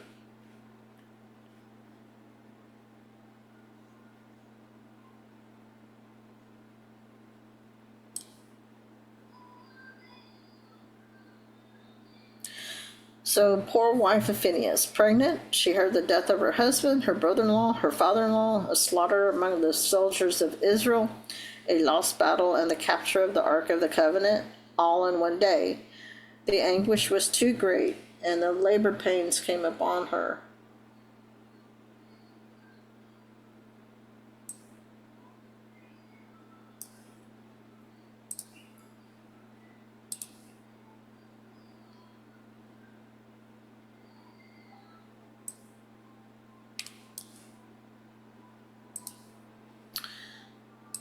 So for a Jewish woman, the birth of a son was a wonderful news, but for the wife of Phinehas on this day, to reflect her anguish and the national tragedy upon Israel, she named the child Ichabod, meaning the glory has departed from Israel.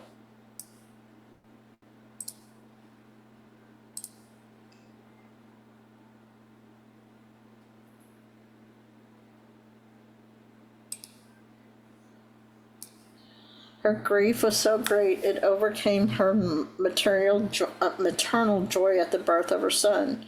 To her, the loss was total, and she even lost the desire to live.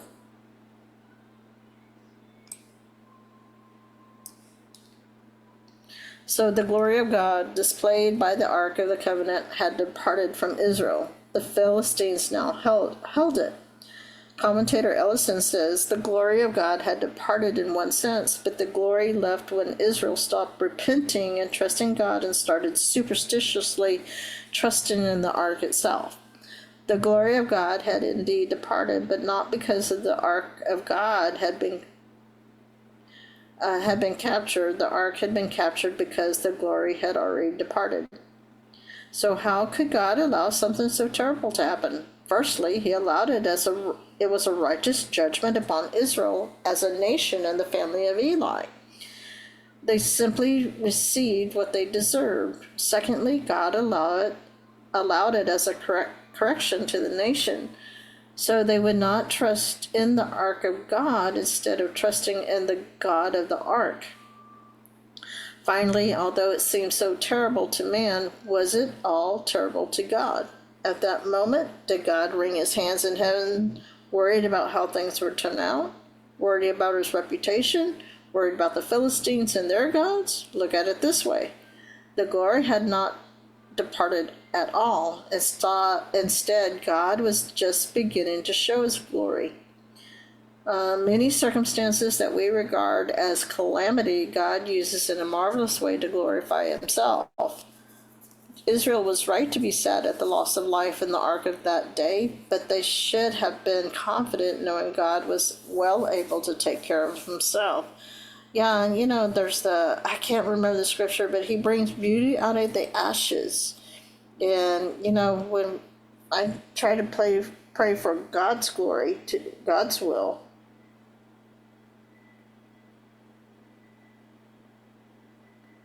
so,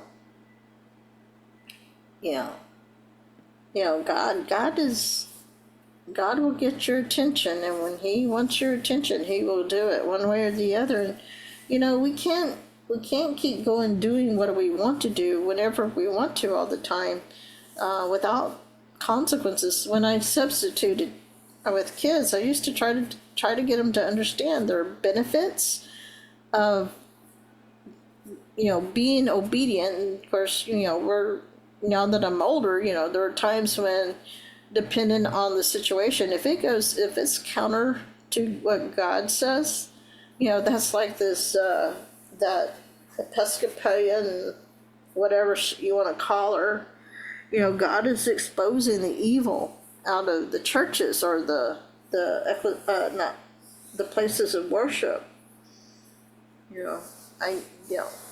And President Trump my understanding, President Trump, they just kind of sat there and people were like, why didn't he walk out? Well, what do you think would have happened if he walked out?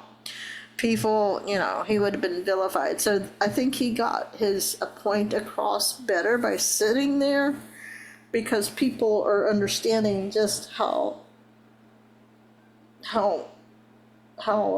gaslit we've been all these years. And not just, I never understood when people say, I don't buy into organized religion. I never understood that. I was like, well, how can you learn about God if you don't go to church? Because we are called to be relationship with each other, to build each other up.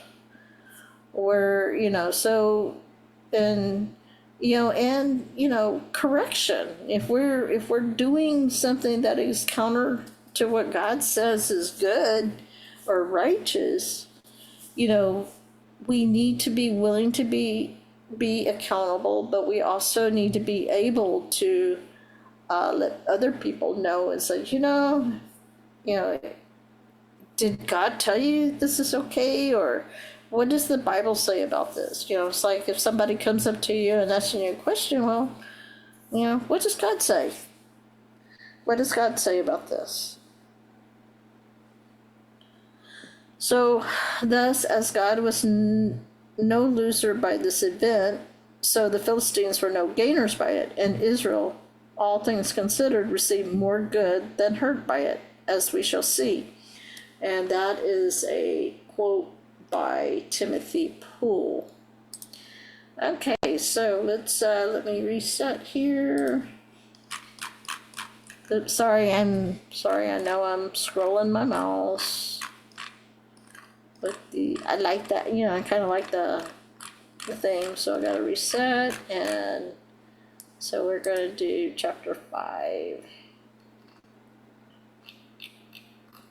Ooh, this one's a fun one. Let's see, I think this one's pretty short. Yeah, this is pretty short, so we'll go to something else. I've got a couple of other things to talk about. We'll have time to do that. Yeah, this is relatively short.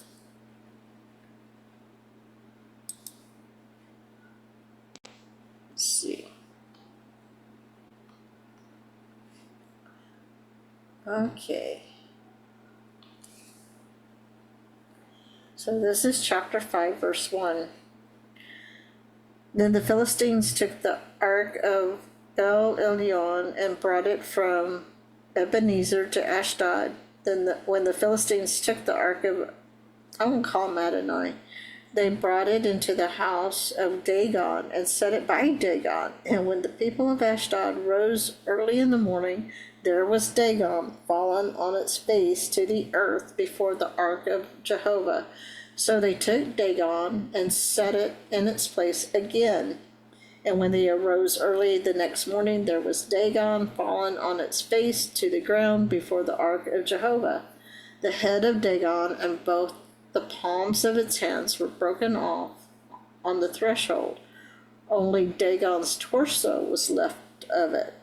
Therefore, neither the priest of Dagon nor any who come into Dagon's house tread on the threshold of Dagon in Ashdod this day. So here we go. God is showing his superiority. It's like, take that.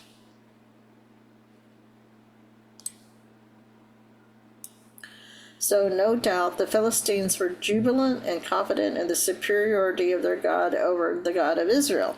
They faced the God of Israel in battle and believed their God, Dagon, delivered them and defeated Israel. Now the Ark of the Covenant of Israel's God stood as a trophy in the temple of their God, Dagon. The victory seemed complete. So Dagon was represented by a half man, half fish, and was called the father of Baal.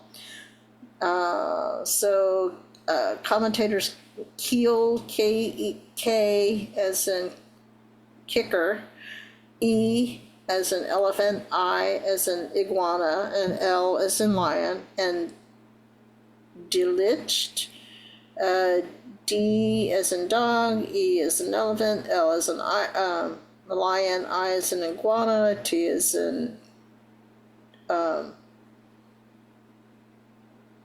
tomahawk, Z as in zebra, S as in Sam, C as in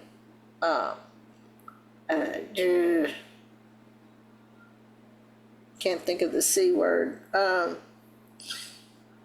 caterpillar, and H as in horse. So they say this deity was the personification of the generative and vilifying life-giving principle of nature, for which the fish, with its innumerable multiplication, was especially adapted to set forth the idea of the giver of all earthly good.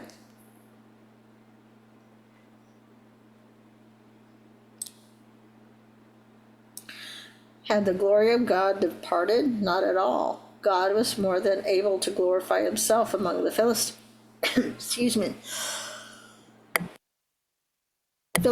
and their pagan gods. God made this statue bow down and worship before him. God will glorify himself. Sometimes when men disgrace the glory of God, we fear God will go without glory. We think the glory has departed. But when men and women will not glorify God, God will glorify himself.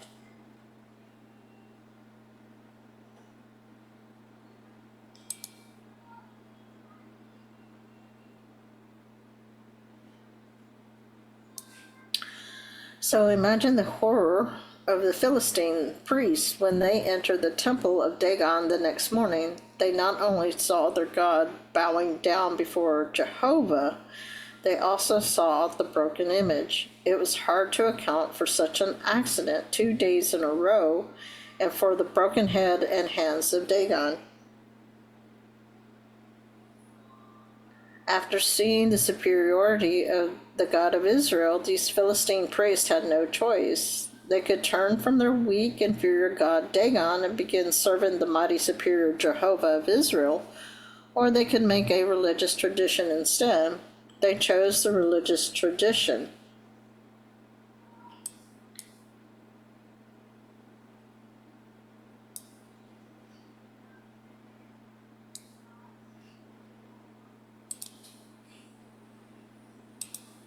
So these Philistine priests, like men confronted with the truth today, rejected God despite the evidence, not because of the evidence. Yeah, they wanted to believe it was an accident. Yeah, that is so true. How many people? I mean, even if you were to put the archaeological evidence in front of their face, they still refuse to believe. They've refused to believe in the God of the Bible.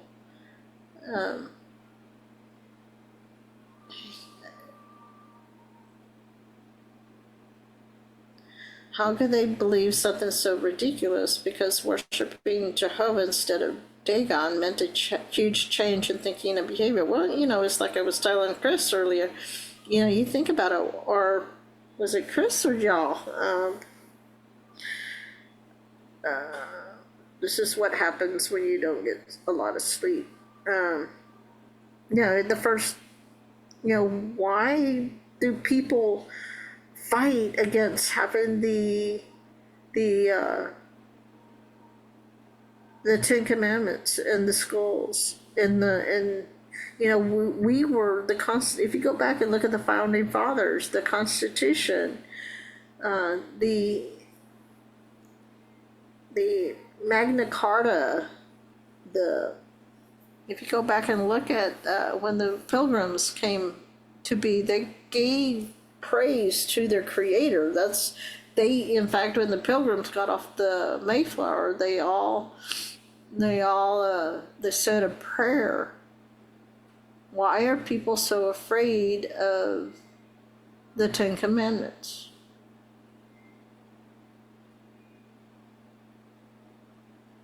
Why, I mean, if Buddha's, some of these other gods are about compassion and everything, God is too, but God has a standard. He has a high standard. So why do they fight against it? Why do they not want it?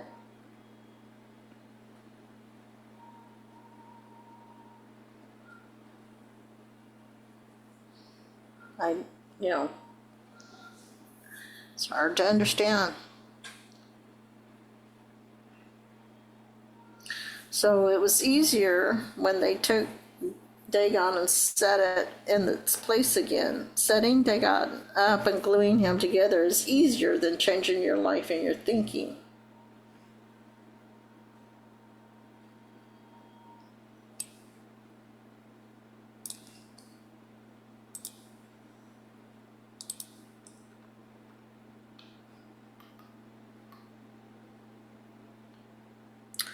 Verse 6, but the hand of Jehovah was heavy on the people of Ashdod, and he ravaged them and struck them with tumors, both Ashdod and its territory. And when the men of Ashdod saw how it was, they said, the ark of the God of Adonai must not remain with us, for his hand is harsh towards us and Dagon our God. Therefore they sent and gathered to themselves all the lords of the Philistines and said, what shall we do with the ark of the God of Israel, or Adonai of Israel? And they answered, let the ark of the Adonai of Israel be carried away to Gath. So they carried the ark of Adonai of Israel away. So it was after they had carried it away, the hand of Jehovah was against the city with a great destruction, and he struck the men of the city, both small and great, and tumors broke out on them.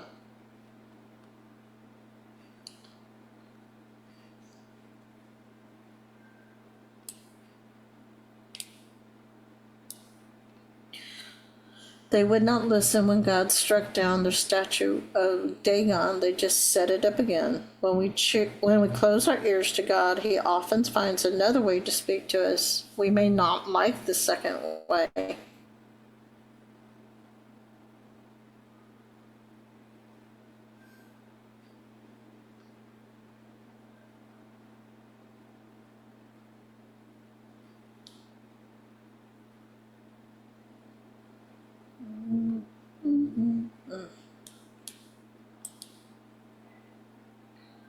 So what were these tumors? Older commentators often describe them as hemorrhoids, and newer commentators often describe them as signs of the bubonic plague. Adam Clark's, Trapp,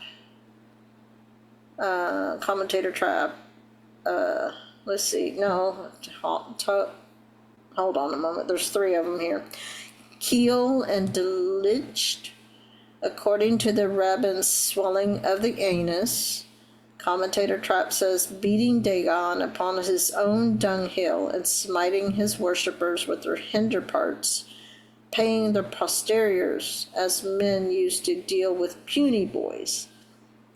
Adam Clark says the word apholim, which is A-P-H-O-L-I-M from aphel, A-P-H-A-L, to be elevated probably means the disease called the bleeding piles, which appears to have been accompanied with dysentery, body flux, or bloody flux, and ulcerated anus. Ugh. Can you imagine? Ugh. So, of the numerous suggested identifications of the specific malady that struck the Philistines, bubonic plague remains the most likely. It is a disease characterized by an epidemic occurrence, by the appearance of tumors, by the production of panic among the affected population, or a high mortality rate, and by an association with mice or rats. Sorry about that. And that is commentator Wilkinson cited by Youngblood. So commentator Youngblood was repeating what Wilkinson said. The Septuagint says this to verse 6, and the cities and the fields of all that region burst up, and mice were produced, and there was the confusion of a great death in the city. Some think this was originally in the Hebrew text, and explains why golden images of rats were included in the return of the ark. And we will see that later in 1 Samuel 6, verse 5, which says, therefore you shall make images of your tumors and images of your rats that ravage the land, and you shall give glory to Adonai of Israel. Perhaps he will lighten your hand from you, from your gods, and from your land. In Legends of the Jews, Ginsburg is much more graphic. This new plague consisted in mice crawling forth out of the earth and jerking the entrails of the bodies of the Philistines while they eased nature. Ugh. If the Philistines sought to protect themselves by using brass vessels, the vessels burst at the touch of the mice, and as before, the Philistines were at their mercy.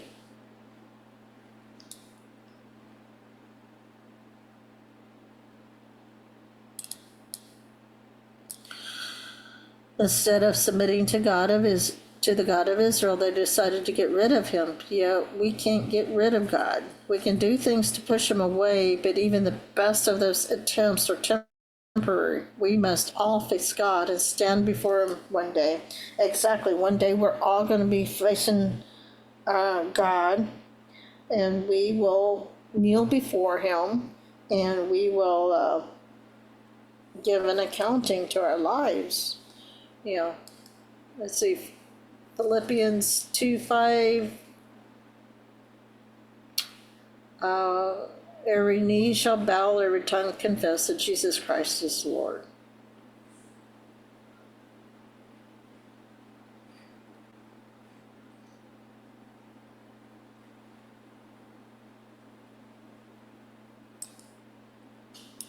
So the city of Gath didn't do any better than the city of Ashdod, or the destructive and painful tumors broke out on them.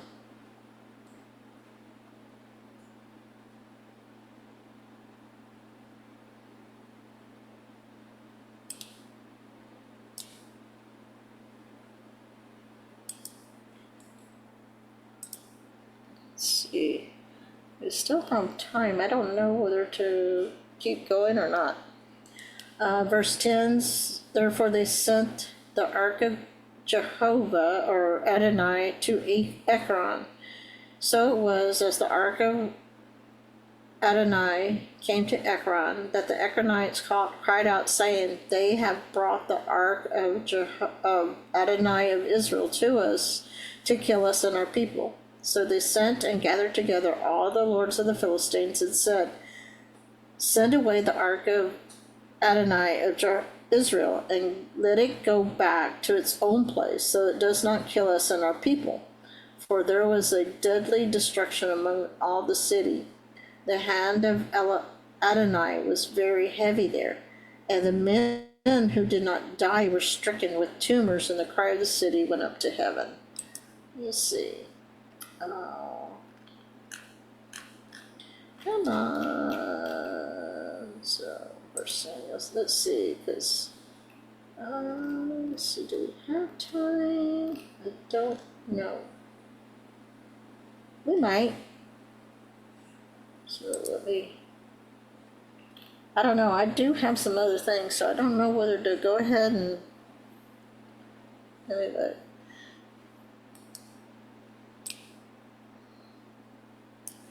The Ark of the Covenant was now among the Philistines like a hot potato, and the child's game burning every city where it stayed.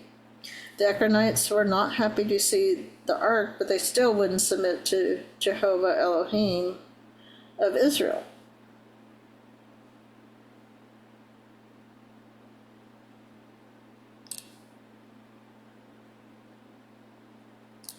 So the Philistines, if they had repented and turned towards Jehovah, would have benefited from the ark. Instead, it became a curse and a judgment to them. The same is true of the presence of God among men today, which can be as a fragrance of life to some and the aroma of death to others. So 2 Corinthians 2, verses 15 through 16 says, for we are to God the fragrance of Christ among those who are being saved and among those who are perishing. To the one we are the aroma of death leading to death, and to the other the aroma of life leading to life. And who is sufficient for these things? Okay, so let me take this down.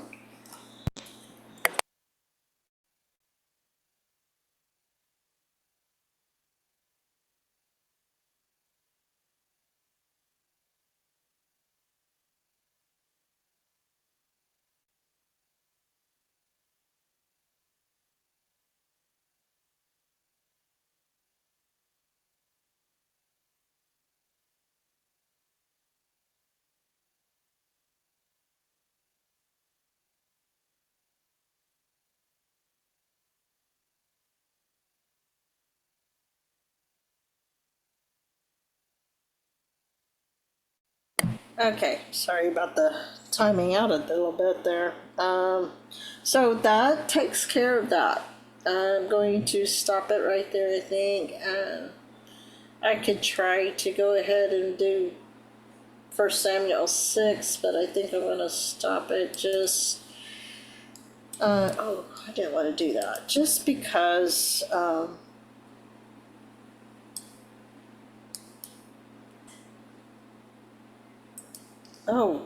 just because I do want to kind of go over a few things, and also I need to take a little Brady break. Now that I got my, oh man, I hate it when they do that. Now that I got my audio back, I want to play some music. So, okay, what are you doing to me? All of a sudden, all these things are popping up.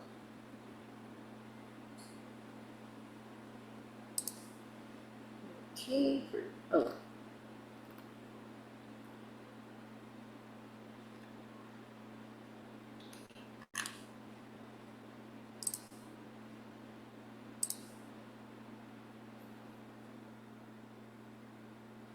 Okay.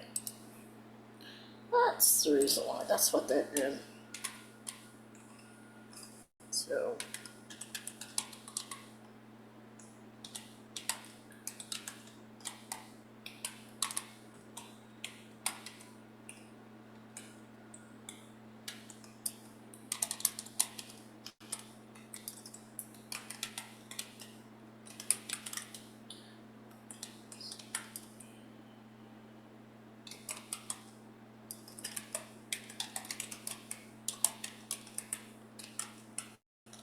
Okay. So I hope you enjoyed that. I hope you, I always hope that you're getting, it's bringing you closer to our Lord and Savior, our Jehovah. Okay. And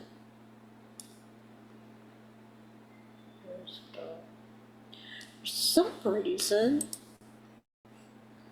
I do not know why it did that, but my copy of this, I wanted to play this Saturday, but I was not able to because my copy of it that I had set, it was not coming up right. So I'm going to, come on, why are you doing that? Okay, well, I'll just have to do it this way then. So for some reason, Firefox doesn't like that. Okay, hold on. Okay. And I know a lot of you, I am going to play that real quick. All right, everybody, I hope you enjoy us. God bless the USA.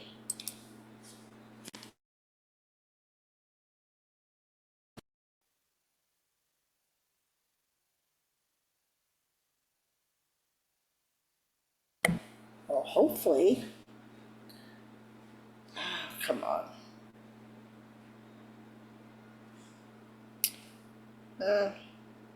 Exit full screen.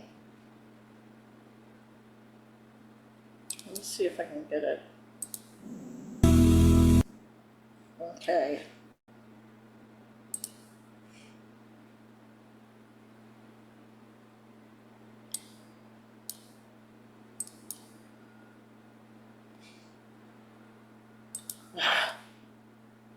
Why not? Why are you not responding? Okay, let's try it.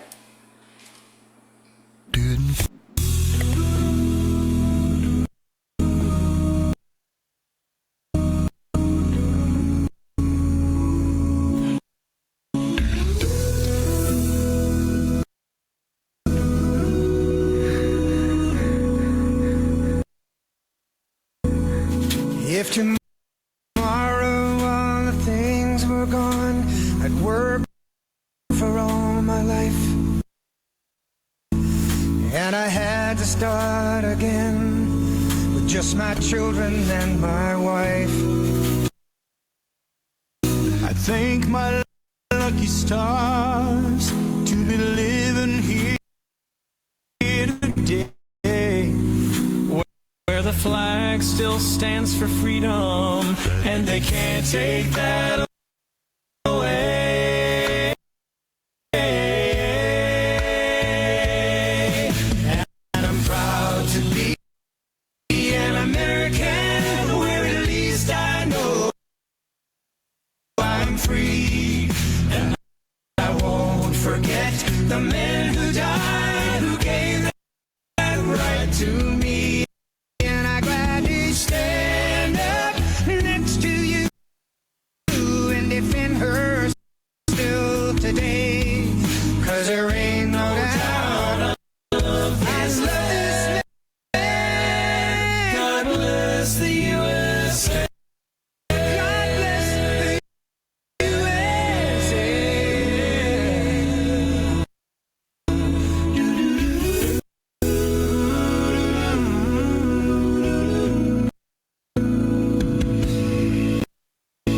From the lakes of Minnesota to the hills of Tennessee, across the plains of Texas, oh, from sea to shining sea, from Detroit down to Houston, New York to LA, where there's pride in every American heart, and it's time we stand and say, oh, and I'm proud to be an American, where at least I know I'm free, and I won't forget the men who died, who gave that right to me, and I'd rather stand up next to you and defend her still today. 'Cause there ain't no doubt of this.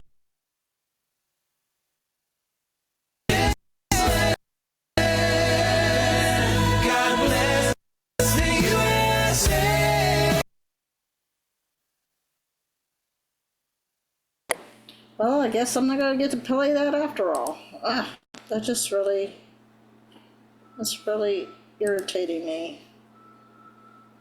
Let me see. I wonder if I did a different version. I don't know if it's the military site that's doing it, or let me see.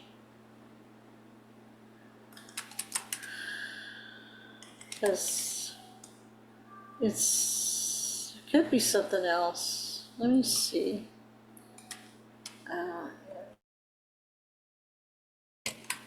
Let me see if I can find a different version, a different link. Hey, Peaches. It's been a while.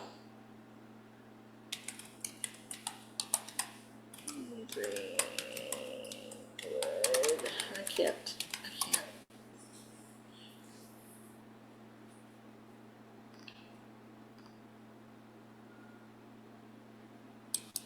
Let's see. This might work better.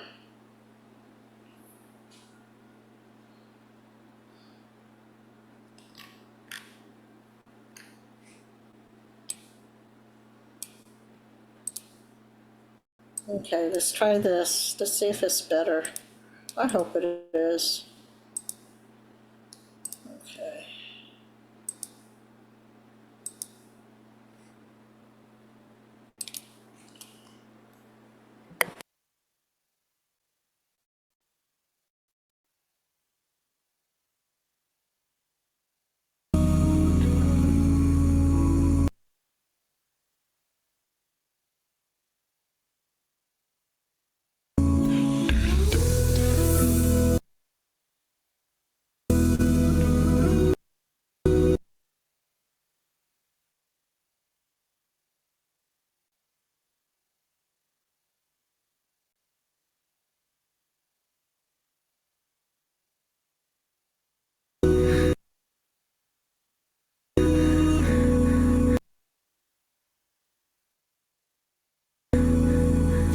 If tomorrow all the things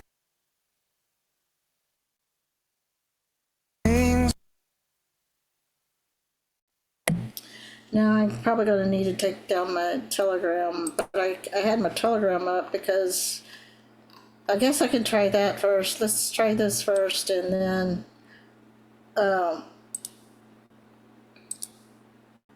because I was talking to Chris earlier about this. This is what I was showing her, this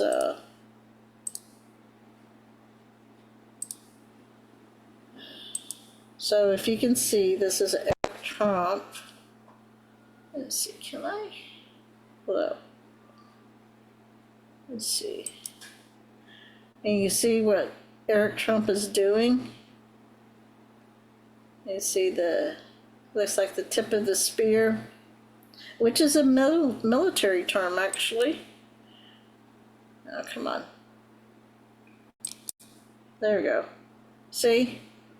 And then Laura, she's like, take it down, take it down. It's like, oops. You know, that can be associated with Space Force and so, you know, it's like I said, I think a lot of it was, a lot of what we saw is to, I don't know if it's to wake the masses up or what, but there's so much going on that we don't understand. So now I'm going to try this again. Oh, come on. So, see if I can get this up. Hopefully it won't skip. Let's see. Alright, let's try this again.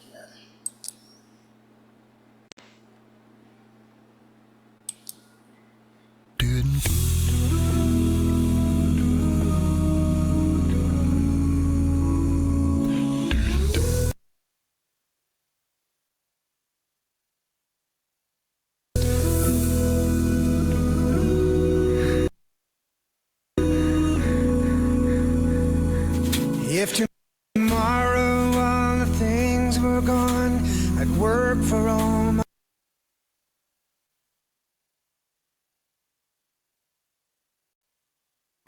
That is just the pits. I can't even play that. Okay, why are you giving me a blank screen?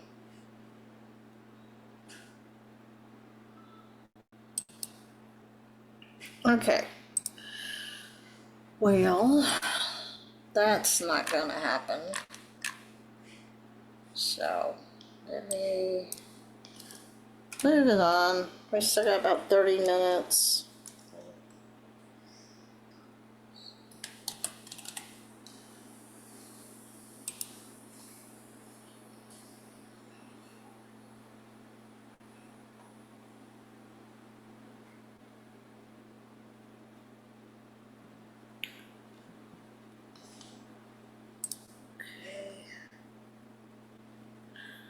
Got a couple of things here. Oh. Let's see.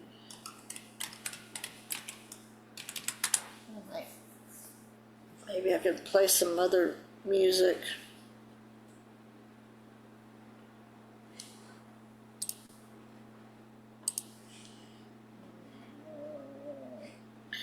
Let me try something here.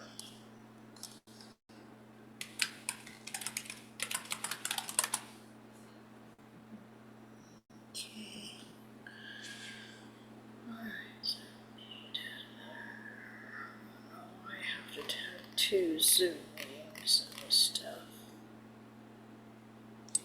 I don't understand why the computer, when you open up an app, it's like it uses like 10 apps or opens up 20 of the same app. It doesn't, and I don't know how to get rid of that. If that will work. I wonder if that was my issue.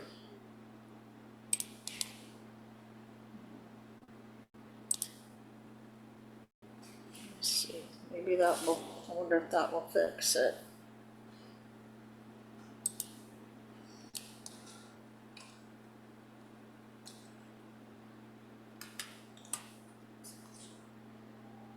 Let's see.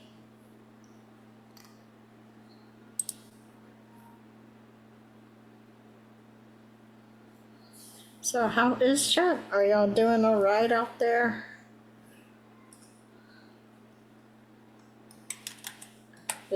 Chat is quiet tonight or this morning.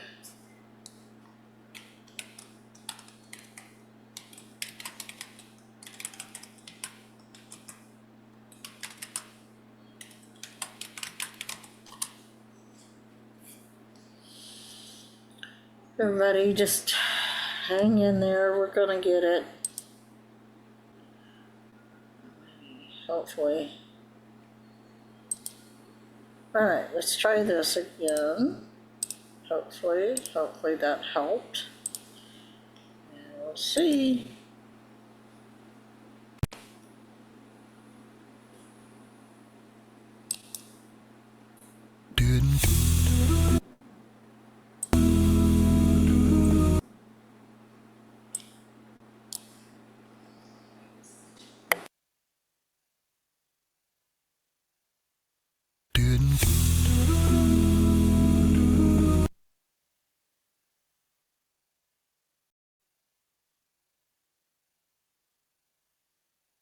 I tell you, they don't want me playing that song for some reason. I don't know what it is about it, but that's two different links.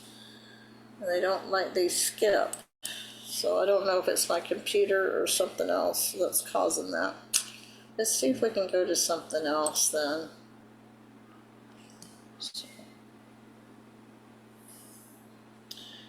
All right.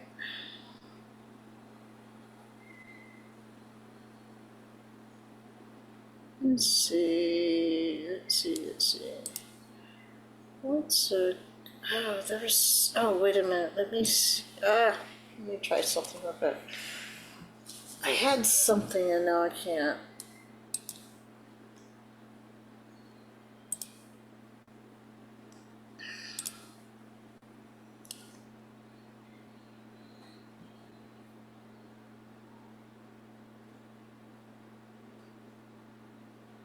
Thanks, Crowfish Freedom.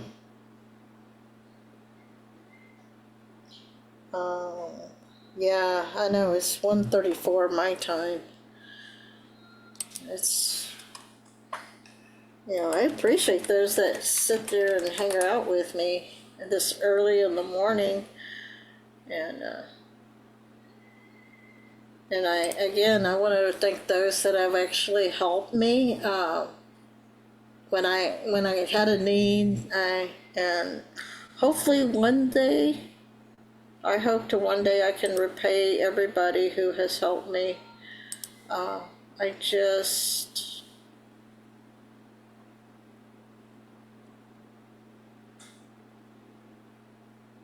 see, I already played that.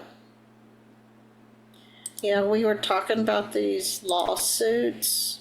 So they've already started with President Trump, they've already started on these frivolous lawsuits trying to get rid of, it's like they do the same thing over and over again. They want the lawsuits. Oops, did I? Uh-oh.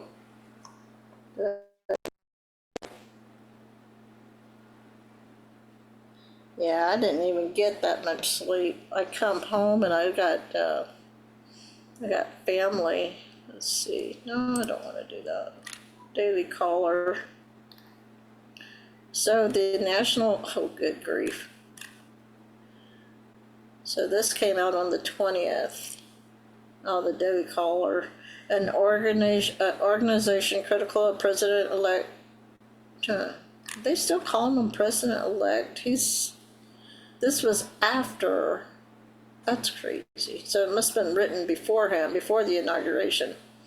An organization critical of the President-elect Donald Trump will hit the new Department of Government Efficiency, or DOGE, with a lawsuit on Monday.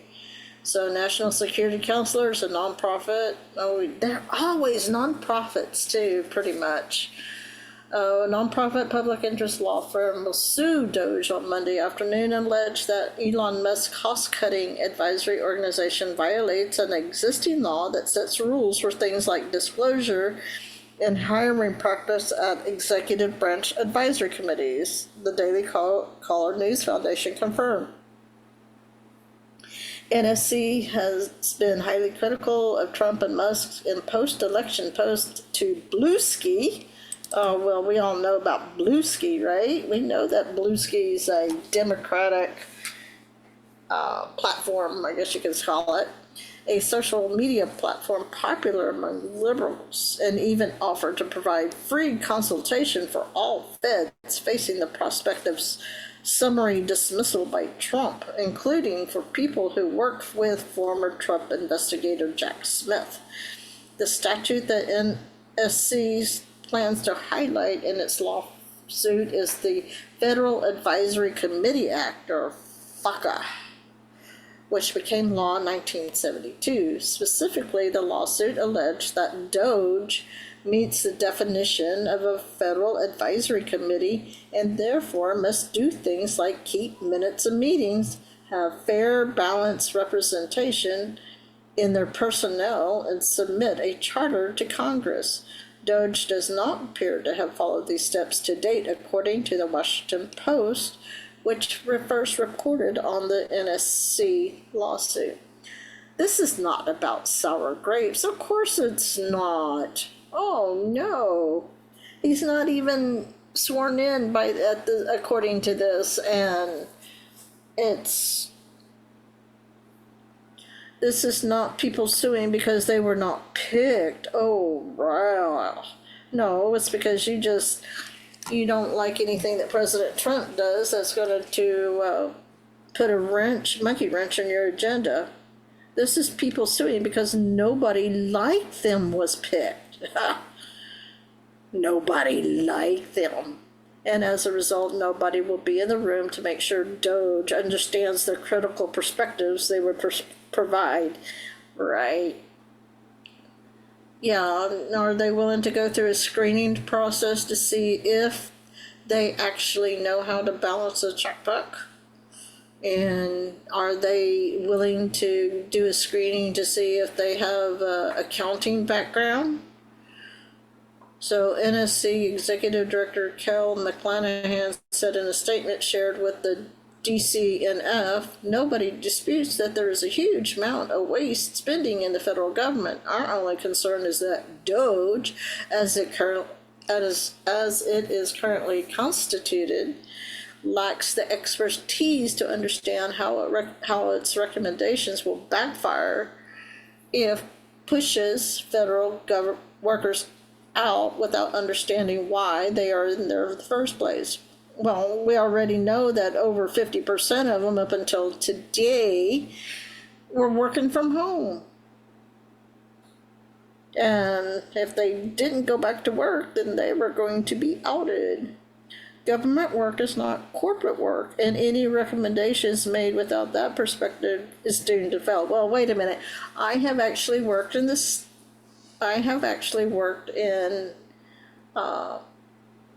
state. Yeah, and you know what? We did decentralize. People were working out of their houses. Investigators were working out of their houses because they said it saved money. But, some of these guys were getting a lot of overtime. And, they were investigators, so, they still had to account for their time. NSC will file the lawsuit. There's no reason for some of these government agencies to have people working from home. I'm sorry. NSC will file the lawsuit at noon Eastern Time in the U.S. District Court of the District of Columbia. I wonder if that's one reason why they got rid of District of Columbia. It's no longer District of Columbia. It's now Washington. And upload a copy of the filing to its Bluesky account shortly thereafter, Phinehas told DCNF. Beyond offering to consult with federal employees who work with Smith, he had the illegitimate special prosecutor that didn't go and get confirmed. NSC's Bluesky account also describes the Make America Great Again movement associated with Trump as what happens if you turned being an abusive parent into a political party. Oh yeah, like what Biden did, and urged President Biden, or he was never my president, Joe Biden, to pardon Smith and Fauci. Oh yeah, like what he did do. Biden ultimately granted preemptive pardons to Fauci and numerous others, and one of his final acts as president on Monday. Well, guess what? It's not going to stand up. Doge has become one of the more popular early Trump administration initiatives aiming to reduce the size and spending of government entities. We don't need that much government. Gaining the support of a number of congressional Republicans, Musk was selected to run the project along with fellow billionaire Vivek Ramaswamy, though several reports have emerged indicating that Ramaswamy may ultimately drop out of his Doge role to run for governor in Ohio. All content created by the Daily Caller News Foundation, an independent, nonpartisan newswire service, is available without charge to any legitimate news publisher that can provide a large audience. All published articles must include our logo, our reporter's byline, and their DCNF affiliation. For any questions and guidelines,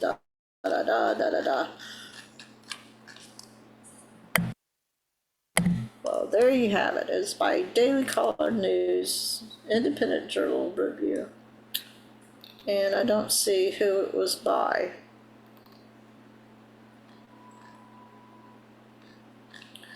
But the whole thing still, let's see.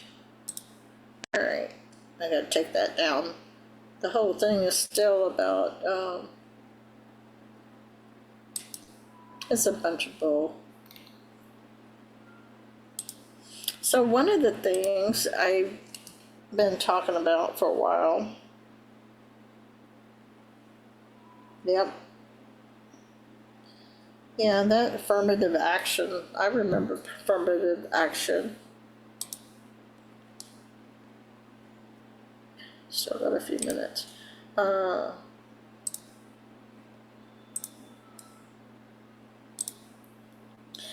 Gregorian calendar,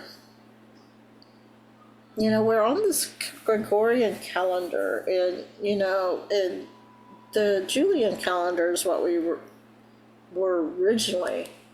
So this was updated, but it was originally published by the History Channel, or history, September 13th of 2012, and then was updated February 27th of 2024. So the original goal of the Gregorian calendar was to change the date of Easter. In 1582, when Pope Gregory the 13th... If you have Graves' disease and itchy eyes, the truth... I don't like these pop-ups.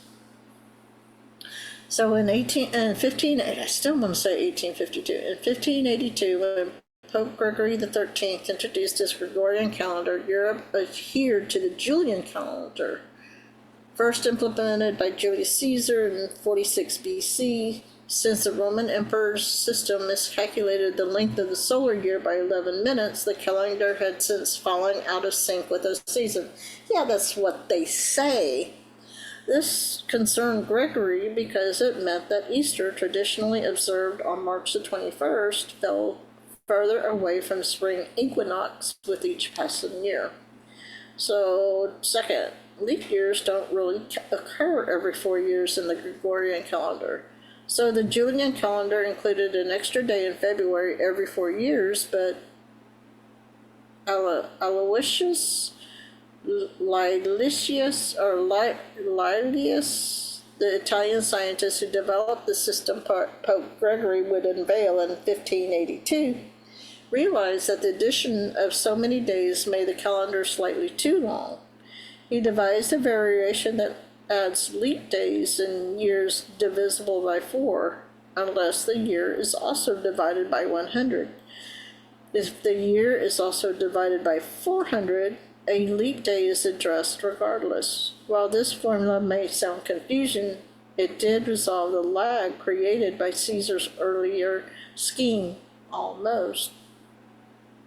So 3, the Gregorian calendar differs from the solar year by 26 seconds per year.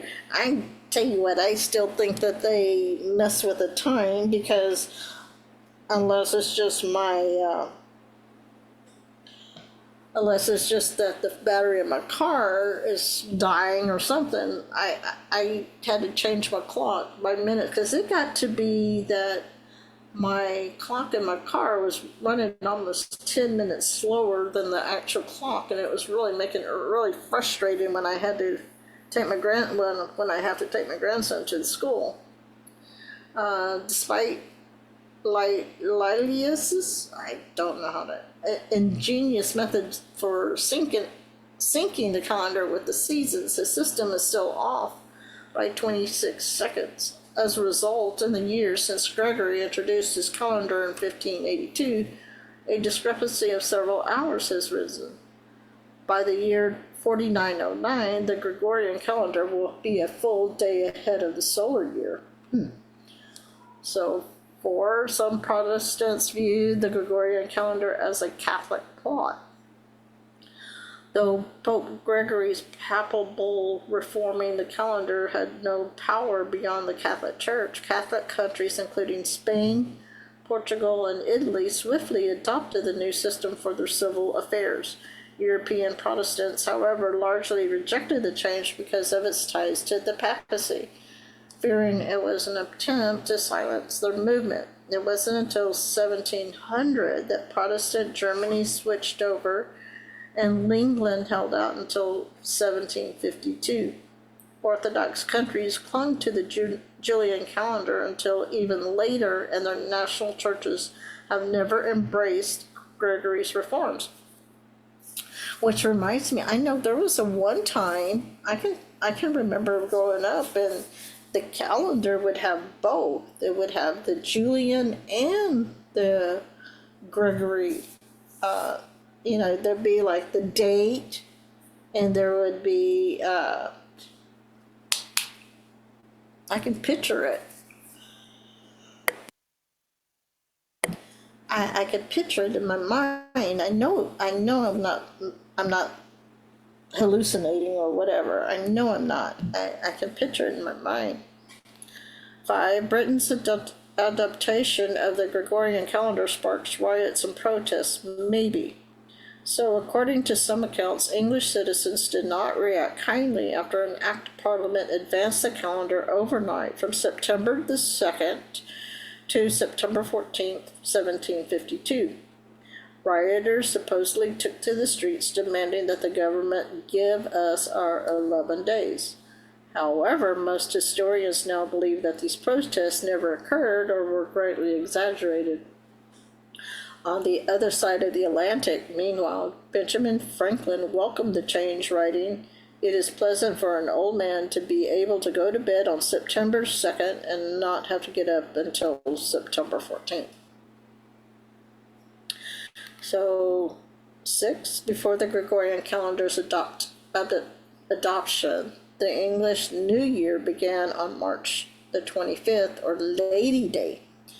Julius Caesar's calendar reform of 46 BC instituted January 1st as the first of the year. During the Middle Ages, however, European countries replaced it with days that carried greater religious significance, such as December 25th. I know the controversy of that, as the anniversary of Jesus' birth, and March the 25th, the feast of the Annunciation.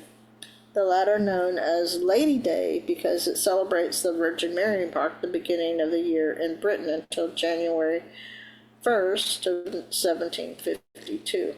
I just thought that was interesting. I thought I'd throw that in there. Okay, let's see.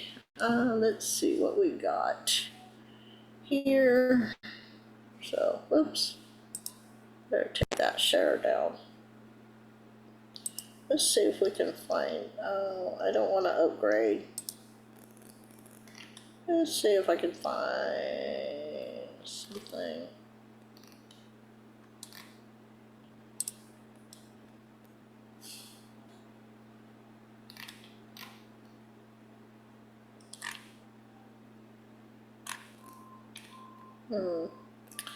Might have to take that out or something.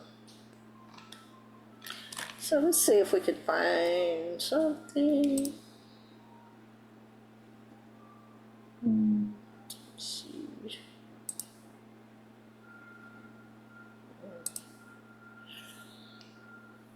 Oh, let's see. Favorites. I got my favorites. Alright. Nice.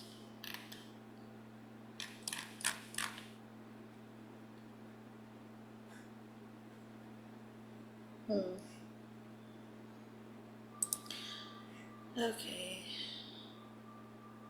I'm still here. Let's try it.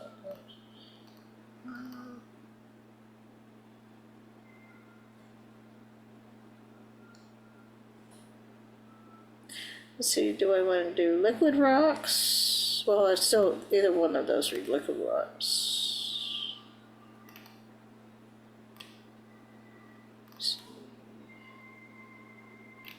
Sorry, I don't mean to be silent, I'm just trying to think here.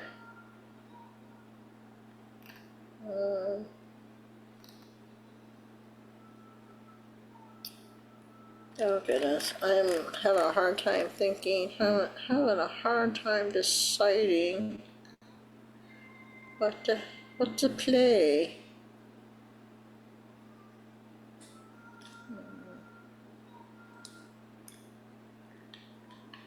I don't have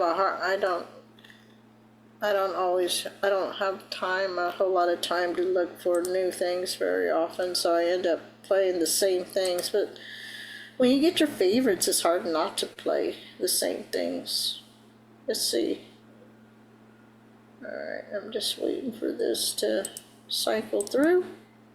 And here we go. I hope y'all enjoy it. Wait a minute. Let me take this down and take that down and take that down. Okay. Okay. Alrighty. I hope you enjoyed.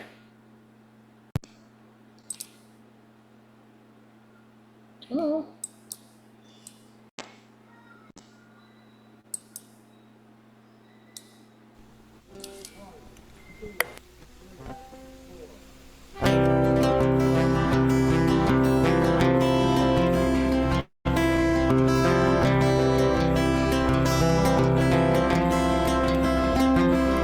There are times in your life you may feel weary,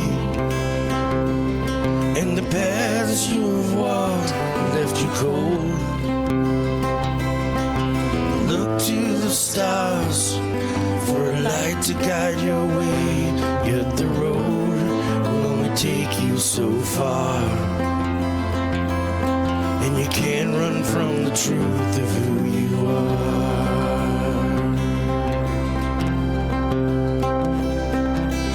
Time has a fickle way about her, and there's a season for everything.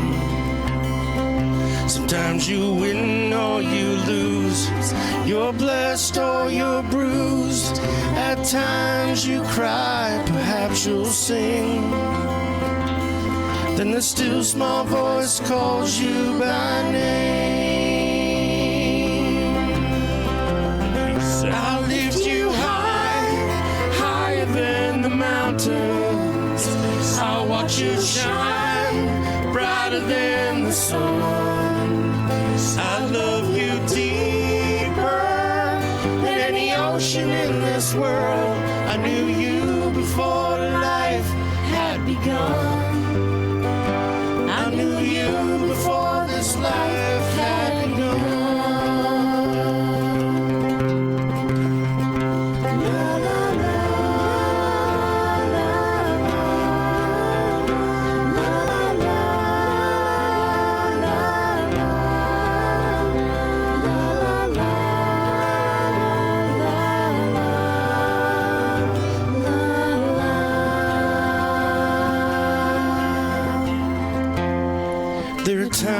in your life of indecision,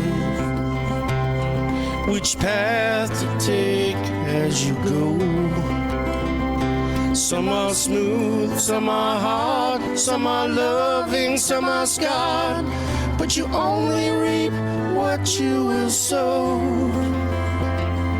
When the shepherd calls, his people will know.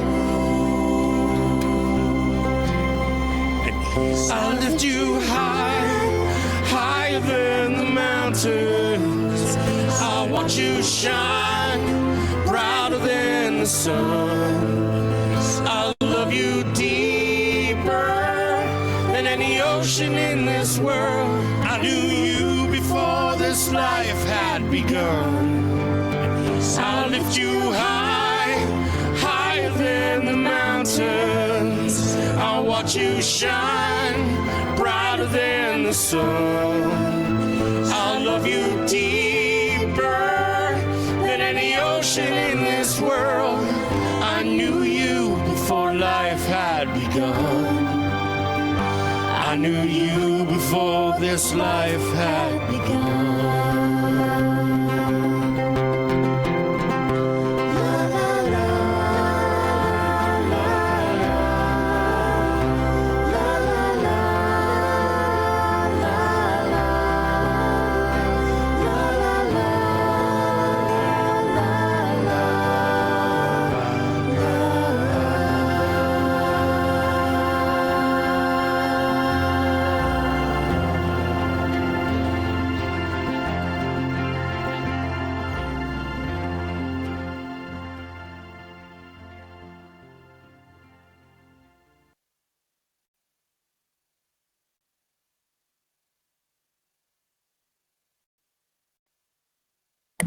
Okay, so we got that one.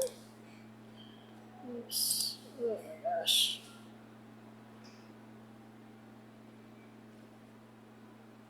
La la la la la la la la.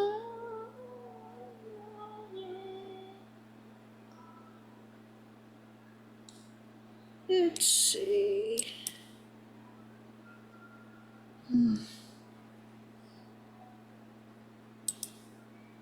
See, isn't it weird how that one worked out, but the other one, you know, the Lee Greenwood didn't have any issues. I mean, this one didn't have issues, but the Lee Greenwood song, the God Bless the USA, had issues. Okay. I don't know, should I play this one or no? I don't know. So I'm gonna play this one. Maybe not. I don't know. Let's see.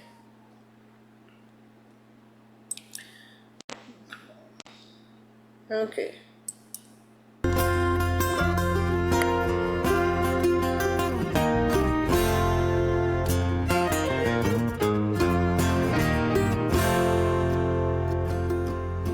My child arrived just the other day.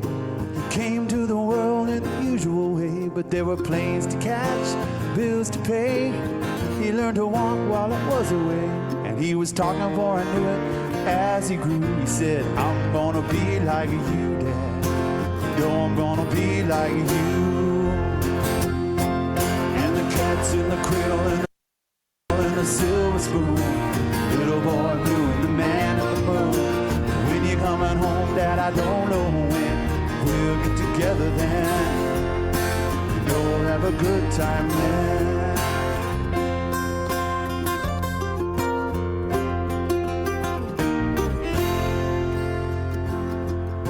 My son turned 10 just the other day. He said, thanks for the ball, Dad, come on, let's play. Can you teach me to throw? I said, not today, got a lot to do. He said, that's okay. He walked away, but his smile never dimmed. He said, I'm gonna be like him.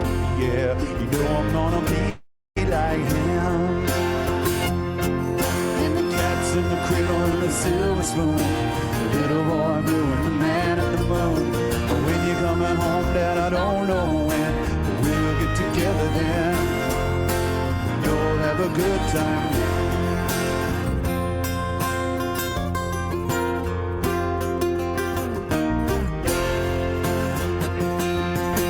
came from college just the other day. So much like a man, I just have to say, son, I'm proud of you. Can you sit for a while? He shook his head and he said with a smile, but I really like that is to borrow the car keys. See you later, can I have them, please? And the cat's in the cradle and the silver spoon. Little boy blue and